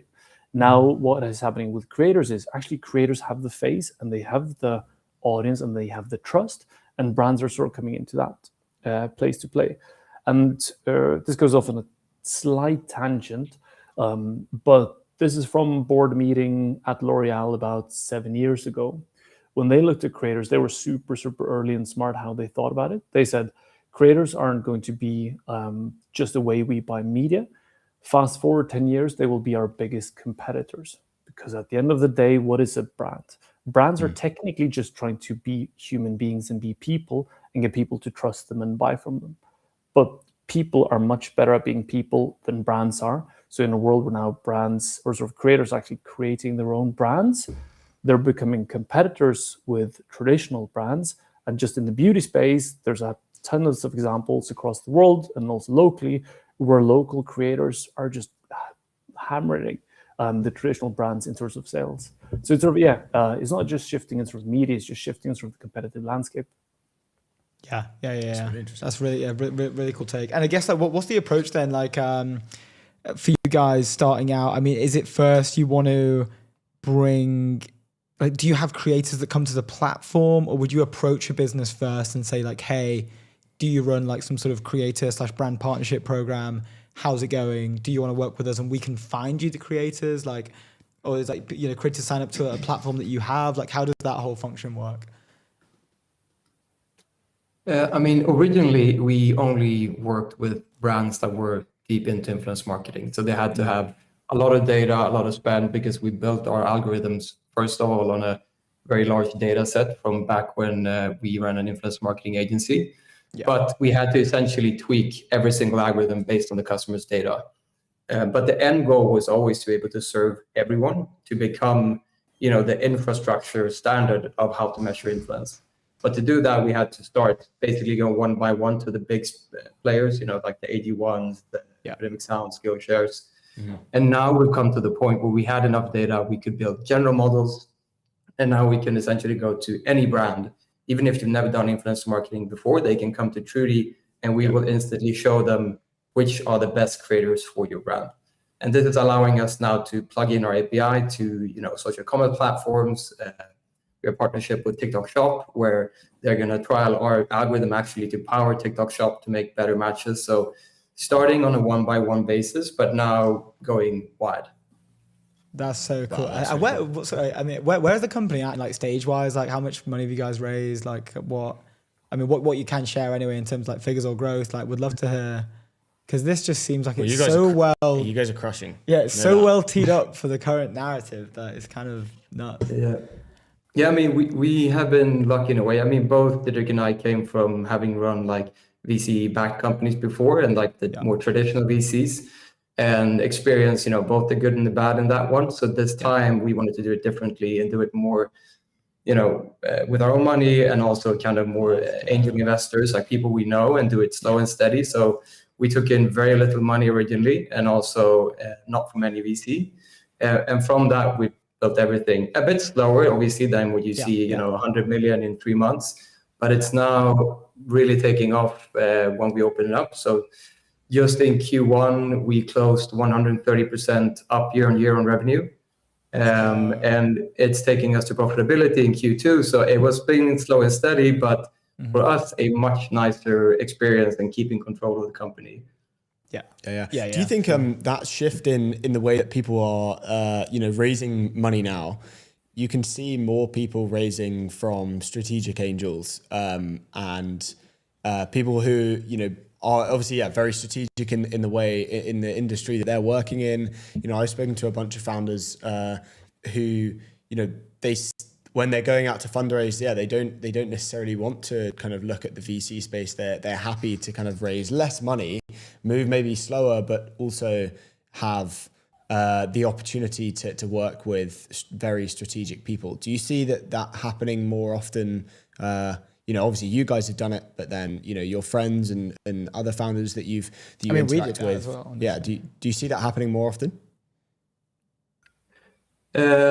Yeah, I would say, but I mean, yes and also no, because you have the AI plays where it's just like hundreds of millions of dollars being plowed in because they have to do kind of winner takes it all really fast. Sure. But and outside of that, I would say yes, partly because obviously it's harder to raise if you're not like this super fast growing AI company than it was before. And also partly, I think, at least for maybe second time founders, they are more cautious about keeping control and doing it differently. But I mean, it's always like a battle. We've even ourselves, like when things started taking off, we've been thinking, should we do a big raise just to kind of like go super wide? And so even for us, and we're comfortable in where we are now, it's always like a trade-off, right? Like what is going to be best for us long term? Yeah. It's funny because it's like, it's kind of polarized right now. It's like you're either doing, you need to do like $100 million seed round and then, make no money for 3 years and then maybe sell it for 50 trillion. I remember the Series A rounds of 5 million. That was the... we were literally just saying on the previous interview, like now, like the norm would probably be like pre-seed is kind of like 5 to 10, kind of like is a pretty fair, bracket to think about, I think, which is kind of crazy. But maybe back to getting sidetracked. Back to Trudy. Like, what are you guys super pumped about that you've got coming up? Like, obviously you mentioned that you guys are on the path to profitability by Q2. That's like an amazing feat alone for anything that's bootstrapped or angel focused. Like, anything that you guys are bringing out soon or that you're really excited about? Yeah, probably there's tons of things we're excited about. The main thing is, so as Philip was talking about, we've sort of been very strategically working directly with brands one by one as a way for us to get tons of data. And we've been also very, very particular with sort of the scientific rigor in what we do, because our thesis is if we can actually scientifically prove that we can bring creator and brand together for better results, we hook that up to the entire world. Any social commerce player, Shopify, Amazon, TikTok Shop, are going to start buying from us. So we've been sort of super it's quite slow to some extent, said no to money because we want to do this properly. But we now just gotten ready and into the state where, as Philip said, we're plugging our data into API to platforms where, some of the platforms like ShopMy, LTK, got in the sort of $5-6 billion worth of flow through creators. And what we can do is plug that into us. We make that 40, 50, 60% better in terms of just pure dollars, which means brands happy and tons more cash flow towards ETN boys, which is what we want to do. Because you're doing good shit, and creators that do good things out in the world should get cash. They're just way underpaid today, and lots of the wrong people are getting paid. So That's that. Just plugging into the world, and we think within about a year's time, everyone trades on Trudy and creators get rich. Yeah, let's go. Dude, love to hear it. Boys, thank you so much for jumping on with us. You guys need to push your X more. Are you guys moving into like social anytime soon? I feel like you should be. You would just crush. You would crush. Yeah, I know. Classic influence company that doesn't do much influence themselves. We'll get working on it. Boys, see you for fun. Cheers, guys. Always a pleasure, man. See you soon. Good to meet you. Cheers. Awesome stuff. Let's go. That was cool. Before we bring in our next guest of the day, I want to do an ad read. For Metaview. I want to do an ad read right now for Metaview. Let's do it. I'll go first. Metaview, AI agents for winning teams, the agentic recruiting platform built for the radically efficient hiring end-to-end. Source, engage, and hire better with agents that truly get your brief. Go to metaview.ai. How did we do? What did you think of that? Was that good? Nailed it. Nailed it. Any notes? You've got a future in this game. Dude, it's so good to have you back on. Congratulations on the news that was released earlier today, and thank you for waking up early to be with us as well. Make sure our viewers know that. Do you want to maybe introduce the news that broke, the platform stuff? We've seen a video teaser, but maybe it's better coming from you. And I have some questions about the video as well. For sure. Yeah, I mean, to be honest, with these things, we started Metaview very much with the goal to, deeply think about how AI is going to affect hiring end to end. But a lot of time, as an entrepreneur, you have a decision at the starting point: is do you start with the platform or do you start with a wedge? And if you start with a wedge, what's the right wedge that gives you maximal chance of actually building that amazing platform? And so for a couple of years, we went really hard on hey, this is where your recruiting conversations are going to live. And the conversational data in recruiting is the most important context. We'd always say, hey, if you're building a coding agent, you're going to need to have that coding agent have access to your code base, because that's the context that matters. If you're building a legal agent, the legal agent better have access to your contracts, otherwise it's not going to be able to help you. And our argument has always been that same primitive, like that core data asset you're going to need if you're going to build a recruiting agent is the human-to-human interaction data. Like, what do we know about these people that we're planning to potentially hire? And so we started with this conversation, this AI note taker and conversational reporting product. But actually, over the last year or so, we've been adding a bunch of other agents that have been almost like spinning off from that conversational data. And now we've got it in this really nice sort of cohesive platform where, no matter what you're trying to do, whether your priority is generating top of funnel in terms of candidates, whether your priority is running like shit hot interview processes, whether your priority is making better decisions about who to hire, we help you with that end to end. And now sort of officially, we are coming out it's our coming out party today as a platform as opposed to a point solution. Let's go. Love it. The next phase. Yeah, the next phase. The question around what's been the focus for you guys to make this like perfect, right? So, obviously, I think it sounds like just as you've been working with customers, these agents have been spinning off the initial sort of not prototype, but like the note taker initially. And I guess you're essentially discovering further use cases as you're working with these people, as you're spinning out these next agents. And if I'm right in understanding, this is now a conglomerate. This is now end to end, essentially. This is the full spectrum. You buy Metaview, you get everything. It's not a sort of piece by piece sort of type approach. Sort of like, I wouldn't say it's inspired by Rippling, but I think Rippling have done like the best job in the sort of maybe pre-AI era of explaining the compounding benefits of having lots of your applications on one platform, because in reality, it's just much more cohesive and means you don't have to do far less data entry. The AI version of that is sort of to expand on this, saying conversations are the key context. The biggest thing that results in people struggling sometimes with AI is if they don't engineer the context very effectively. And so whenever you go and engage with a new AI for the first time, you usually have to invest like a lot of time in getting that familiar with what you're trying to achieve. Yeah. In the case of recruiting, what you're trying to get it to understand is, what does good look like for this role that I'm going to hire for? And if you're one of our customers like Deal or Riot Games or Brex or whoever, and you're hiring at scale, then you don't really want to have to every time sort of explain to this thing what is like a software engineer look like. For us, you want a sort of a unified, almost canonical understanding of this is what we look for, and you want that one AI platform to use that knowledge when it's sourcing for candidates, when it's reviewing applicants, when it's helping you decide who to hire based on the conversations, when it's helping you figure out how to sort of construct your offer. There's all of these touch points where you don't want different AI systems with a different understanding of what good looks like for you, because you'll never keep them up to date. You want one place that has, this is what good looks like, this is what a great hire looks like for us, and these are all of the ways that we can use AI to help you with that. So when it actually came to building the rest of the platform, again, it was always in mind. Our approach is pretty much, it's been like quite customer led, I would say. By that I don't mean not just what do customers ask for, but more if you like AI is being and is going to be a productivity 100xer. And so a really simple way to look at things is, okay, if I look at the calendar of a hiring manager, if I look at the calendar of a recruiter, what are they actually having to spend time to do in order to get the work hiring done? And whatever is taking up the most time, that's the thing that we should probably look at next. And so people spend a lot of time scrolling the internet looking for people. They spend a lot of time trying to craft messages to people. They spend a lot of time sort of scrolling through their app. Like it becomes very obvious. Like these are like, turbo boosters we're putting on human productivity. So really the best way to figure out what to build is to look at what are people spending their time on, and then think in a world where you have intelligence on tap, how should that change if you had the right piece of apparatus, the right connections, and the right platform. That's great. Yeah, that's great. Yeah.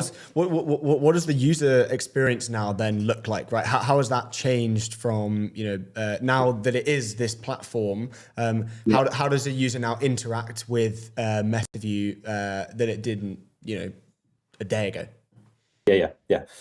So there's essentially, like I could just say, a series of quite elegant touch points between the various agents we have, and we're still adding more. Nice. To be clear, we think we've got the main sort of milestones covered end to end, but there's still other areas where we think there's a lot of potential to build more things. But so, for example, now if you run an intake call with say you're a recruiter and a hiring manager have a conversation about what's the type of person we should hire. Actually, automatically now the sourcing agent will both listen to that conversation, but then also go and start to find you people even before you've asked it to. So it uses the fact that, hey, you've just been explaining to this other human what you're looking for. I was there too as an agent, and I'm going to go and just find it for you proactively. So those like proactive touch points, which I think is going to be we're going to hear the word proactive like a lot over the next 12 months. I think that's going to be like one of the next big waves is how agents can act proactively, and to do that you need the right context, because otherwise you'll proactively do something terrible. Whereas you only proactively do something effective if you know what the context is. So that's a really interesting example. There's another case where actually if you spend a lot of time working with the AI sourcing agent, essentially it holds in the background, as in what you can access, you can see its understanding of what it thinks you're looking for. It's got this sort of constantly updating understanding of, given everyone you're rejecting and accepting and what you're saying to me and why, here's our definition of our ideal candidate. And that ideal candidate almost document, that piece of knowledge, is then shared with the application review agent, because it's the same knowledge that the application reviewer should be using to understand which applicants are good.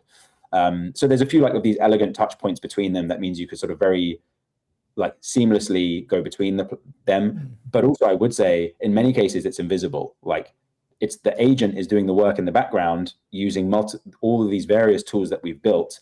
And you might just be receiving the email saying, hey, here's the folks we should do, like let's go and do X, Y, Z. So it's just as much like a change of infrastructure for the actual agents themselves as it is for the humans using the products. Yeah. What do you see the end case for the human using the platform to be? What was the kind of what's the like the golden standard, right, that you guys are working towards? Like full autonomy, like. No, not full. Although I think for some companies, yes. I think answering your question directly is really hard. I think no one knows exactly what these things are going to look like. I still think that our job as a company is to figure it out, and you do that by shipping fast and working closely with customers and all those things. And I think especially in this world where software is cheap, basically, we can build far quicker than we ever could. There's also an acceptance. You might be building things that are only around. It makes sense now, but it might not make sense in 6 or 12 months time, and that's totally fine because actually the cost of getting it built is not so high, so you can afford to do that. So my point is, you don't have to actually be so predictive about the future. You can actually be a bit more. This maybe sounds like a lame thing for a founder to say. You can be a bit more reactive and like, well, what's the thing that we can help with right now, and we can build that in 2 days. So let's do that, and then who sort of cares if it's future proof? But anyway, to sort of go back to the future state where we do see it, companies will always, hiring is incredibly competitive. So organizations are always going to think, how can I get alpha in this process? And essentially they're going to have 2 areas that I think they'll end up having 2 areas where they'll try and gain alpha, gain advantage. One is on higher quality agent orchestration. So there are still people that are responsible and accountable for defining what good looks like for these agents, giving it the right set of instructions and the right context so that it can do the best job possible for you. And that's a job. And there's a certain type of person who's really good at that. And whether they'll be called recruiters or not, I don't know, but there'll be someone who's especially good at doing that for finding talent. Sure. And then the second thing is the very back to the future, great at being relatable, great at building rapport, expert in the actual industry when they're sort of conversing with candidates and whatnot, which I think almost recruiting has moved away from in the last 20 years, where, it used to be the case that recruiters were much more they were less in the recruiting industry. They were much more in the industry of the industry that they're recruiting into. And that's where they'd hang out most of the time and get to know the people and really deeply understand the industry and what type of talent my company will need. And I think you'll get a bit of a back to the future there, where this becoming much more akin to sports scouting, where these are people who are highly informed about the industry they're recruiting into, know all of the players, have maybe deep opinions about who would and wouldn't be a fit given our objectives. That's, I think, the other archetype that will emerge, which I think is really cool, because it's very those people will still be augmented by AI, to be clear, but I think there's something primal about wanting to relate to the humans you're considering going to war with, and these recruiters are the front door into that, which is pretty cool. Yeah, I definitely think that's where, I think you're speaking to a lot of industries, right? Not just the recruiting industry, where it's just that is almost the end goal, where you have the best people interacting with the other best people, but they're all augmented by AI. But it's that's kind of it. It's not like you're over automating to have this soulless experience for human beings. We'll always have the word you use, which I thought was great, was primal, right? It's very that is our human nature. Yeah, we seem to have moved away from. I remember there's so much hype about these swarms and companies would become swarms. Yeah, well, proactive, right? When what was that? The social kind of the agent social media, right? They were all proactive. They weren't being told, "Hey, go and do this." Maltbug. Yeah, they were proactively acting on each other, and it was okay, now they can make decisions for themselves. It's game over for humans being the decision maker in each agent process. But that's just not the way that it goes, and you guys are doing it correctly. I think with building a great team, you're going to gain. You could take the bet as an organization trying to hire of removing humans from the loop, and I think that would be a bad bet. I think you'd end up losing out on people but now you should think about it more. How can I purely use the people in the humans, the recruiters, however you want to think about them, to do this purely human things? And it might be right now, that's a really thin layer of the job is, hey, making sure we have an amazing candidate experience when they come on site. Shall I actually travel to this person and visit them and maybe even for high stakes hires, when we make high stakes hires, we'll even try and get to know the family of the person and help them understand why this these are this is the deeply human things that is the most rewarding stuff about building hiring people and getting to know them and this sort of stuff. Yeah, wow, that's really cool. And look, speaking of IRL as well, we're seeing a lot of it seems to be the 2 premium verticals right now for community, or even engaging with customers or whatever it is. I was we spoke to the Ray Summit founder about this, which is what they're doing, which is hyper specialized, high premium IRL events that are maybe can be quite niche, or they can be quite not loads and loads of people going. And I saw you guys did the 10x recruiting retreat that's done. Are you looking at the next one? Can you talk to us a little bit about this, because it's kind of refreshing to see these things are still, well, they weren't happening for quite a while, and now they're kind of back, which is nice. We took about 40 recruiting leaders from amazing companies like Cursor, like Luma, like Affirm, like a bunch of our customers basically. And we went to the hills in Utah, in Park City, and it was like just ridiculously, it was like one of the nicest places I've ever stayed for sure. Anyway, we had like a couple of days just hanging out, like a bit of programming, talking a little bit about the future of where we see AI taking recruiting. A lot of people doing a bit of show and tell about literally how they work with AI. We had some folks who were going through how they do their board reporting. So like these, like, you know, really strategic things, like as a recruiting leader, how do I report to the board? And just like getting everyone up to speed on like what elite recruiting leadership looks like in this post-AI world. And yeah, it was just a really great event. And we do them for a couple of reasons. Obviously, you know, we're a business, we're trying to grow as fast as we can. And there's commercial reasons for doing it. The long-term benefit of these types of events though, is you do actually learn. It's like learnings basically, like sometimes it's like very explicit learnings. Oh, this customer over here has this problem. That's a good data point. We should use that when we think about our roadmap.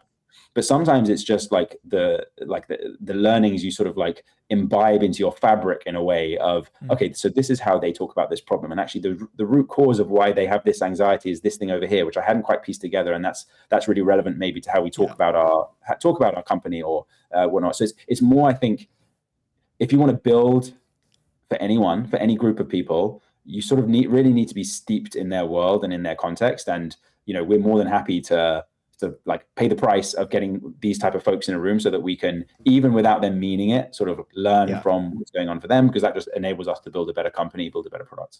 Yeah. It's kind of like osmosis. Like it's like it's just purely like it's in a weird way. It doesn't even have to be them describing like a particular problem. It's more like the blueprint of like why are they worried about this, or why are they scared about this? That's an interesting point. I know we're coming up to time. We're already a minute past, but I just want to ask about the launch video, and like I feel like Metaview have this, which is, I think, apparently, like you guys are very happy to experiment and explore like alternate means of communicating with your customers, your audience, which we've seen in the past, like chatting to Steph about a few of the videos that you've done in previously. But this one is funny in particular because it's quite, I don't know what the word is, like naturally played down by you. Like, well, yeah, exactly. But I mean, it's very, I didn't really know what was going on. Stephanie said, hey, basically we were in this retreat and it happened to have like this really cool platform overlooking the canyon. And obviously she had a brainwave, which is, well, we're coming out as a platform soon. Why don't we just have Siadhal sitting on this platform saying, hey, we're now a platform. And so, yeah, it was very natural. I didn't really know what I was doing. She just sort of told me what to say and I said it. And I think there was a master plan in her brain somewhere. And it turned out pretty sweet. So credit to her on that one. You can hear in the background as well, like you're like, is that clear enough? she's like, that was super clear. Which is super funny. Dude, like 2 minutes over. Thanks for joining us. I know it's super early over where you are right now, so yeah, we appreciate you getting up and making time for us, and we're super excited to partner with you guys. I think it's gonna be really fun. Yeah, me too. Thanks, guys. Appreciate it. I'll see you soon. Awesome. Bye. Cheers, Sal. Have a good one, dude. Bye. That is the show. Boom. Thank you very much for joining us.